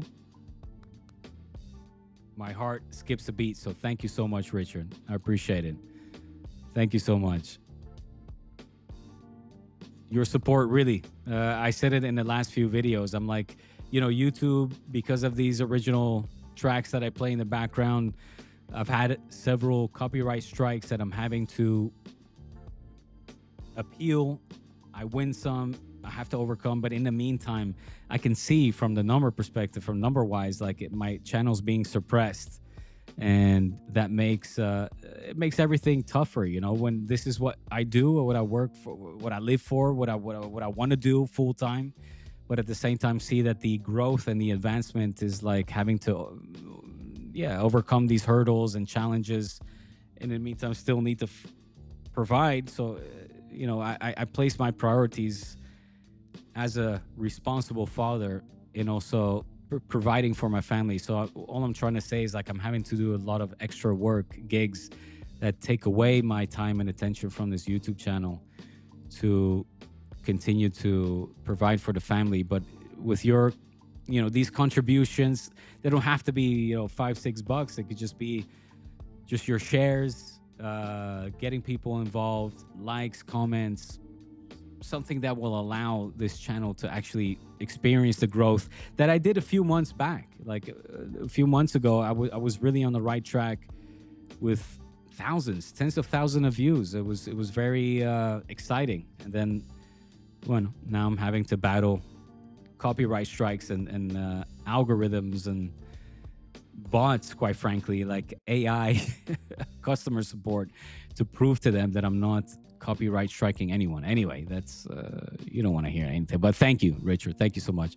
Romeo saying that I think Yamal has become too predictable, cutting in similar to Robin.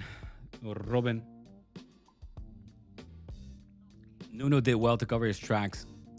Felix just add further frustration. Lamine needs diversity in his attack. Well, I think that diversity can come from the false nine. I also think that we need to just give him time, because maybe something is off. We heard him talk as well in the middle of the season with Barca, where he said that he was feeling a little bit off, that he wasn't playing happy. And now I'm talking about then, like he had overcome whatever was bothering him in his private life, and then he started playing lights out again. You know, it's momentum, it's sensation, it's mental, it's physical. Who knows what it is at the moment? Don't forget that Lamine had been injured for a very long time as well. Maybe he's not fully recovered, man. Maybe he's forcing himself. You know, he was out for like, what was it, 2 months, missing the Clásico, missing all of these important games for Barca, and just to come back and then having to play a different tournament that is muy exigente, very demanding, different context altogether. Maybe that has something to do with it as well. You know what I'm saying? Different team, different coach, different players. Maybe it's physical. Maybe just something that ain't fully right. And I haven't heard anybody talk about that. I don't know. Obviously, he must be fully fit because he's playing and starting every game since the first one. But yeah, who knows? Who knows? You know, the diversity comes from individual brilliance as well that you expect from a Lamine because he is that superstar. So I would say, like, give him the benefit of the doubt.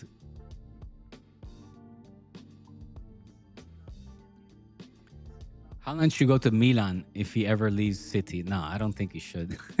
I don't think he should. Milan, dude? Come on, man. As if Haaland is going to go to Milan. With all respects, Ref Soccer, to your personal preferences, Milan, it's like saying you should go to United. It's like that's taking a massive step backwards in his career. Like they're not even playing Champions League. No, Milan is a mess, man. Milan is a mess. If you say Inter, then maybe. But Italian football as a whole, it's going through a serious crisis, my friend. I don't think that's where he wants to go. Obviously, he wants to go to Spain. His father loves Spain. They have like ties to Marbella. They have a house there, and he was linked to Enrique Riquelme's presidential campaign, and looked like he was going to go there if he had been elected. He didn't, obviously. Florentino won. But we heard the dad say yesterday that they're open, like they're very happy in City, in Manchester, but that they always appreciate the attention of any big team, of which Real Madrid is one. But they didn't close the door to a Barca neither. And quite frankly, if the opportunity is there, I would love to see him at Barca. I would absolutely love it. It's like I love the arrival of Ibrahimovic. You know, when Zlatan came, I was very excited. It's kind of those one big, what could have been cases for me had Zlatan adjusted better to Guardiola's demands. But I don't think es que no se puede hablar de fracaso. It wasn't a failure neither. Clashes of egos and personality. Milan, espera, Richard, I definitely start sharing via Facebook too. Thank you, dude. The content is too good for YouTube to be suppressing them. Thank you, buddy. Thank yous. Yeah, man, anything you guys do, likes, comments are the best. You know, the shares, of course. Anything you guys can do to feed that YouTube algorithm to let it know that this is the spot for some football chatter in an original way, then I hugely appreciate your support. Ref Soccer saying Milan had Zlatan and Haaland. Wait, Milan had Zlatan and Haaland share. Oh, I got you. Similar profiles, which is why I'm saying that. Right, but which is why I'm saying I would love to see him at Barca. But I'm biased, Ref Soccer. I'm a Barca. This is a Barca channel, so pay no attention to me. I got to do a quick pee-pee. I'll be back in a sec. Actually, I got to take my dog out as well. I'm going to do that. I got to take my dog out for a pee-pee also. And then I'll be back to either close this off or watch the start of the Belgian game. Yeah, just stick around, man. It's an informal live stream, so just stick around. We'll be back in a couple of minutes.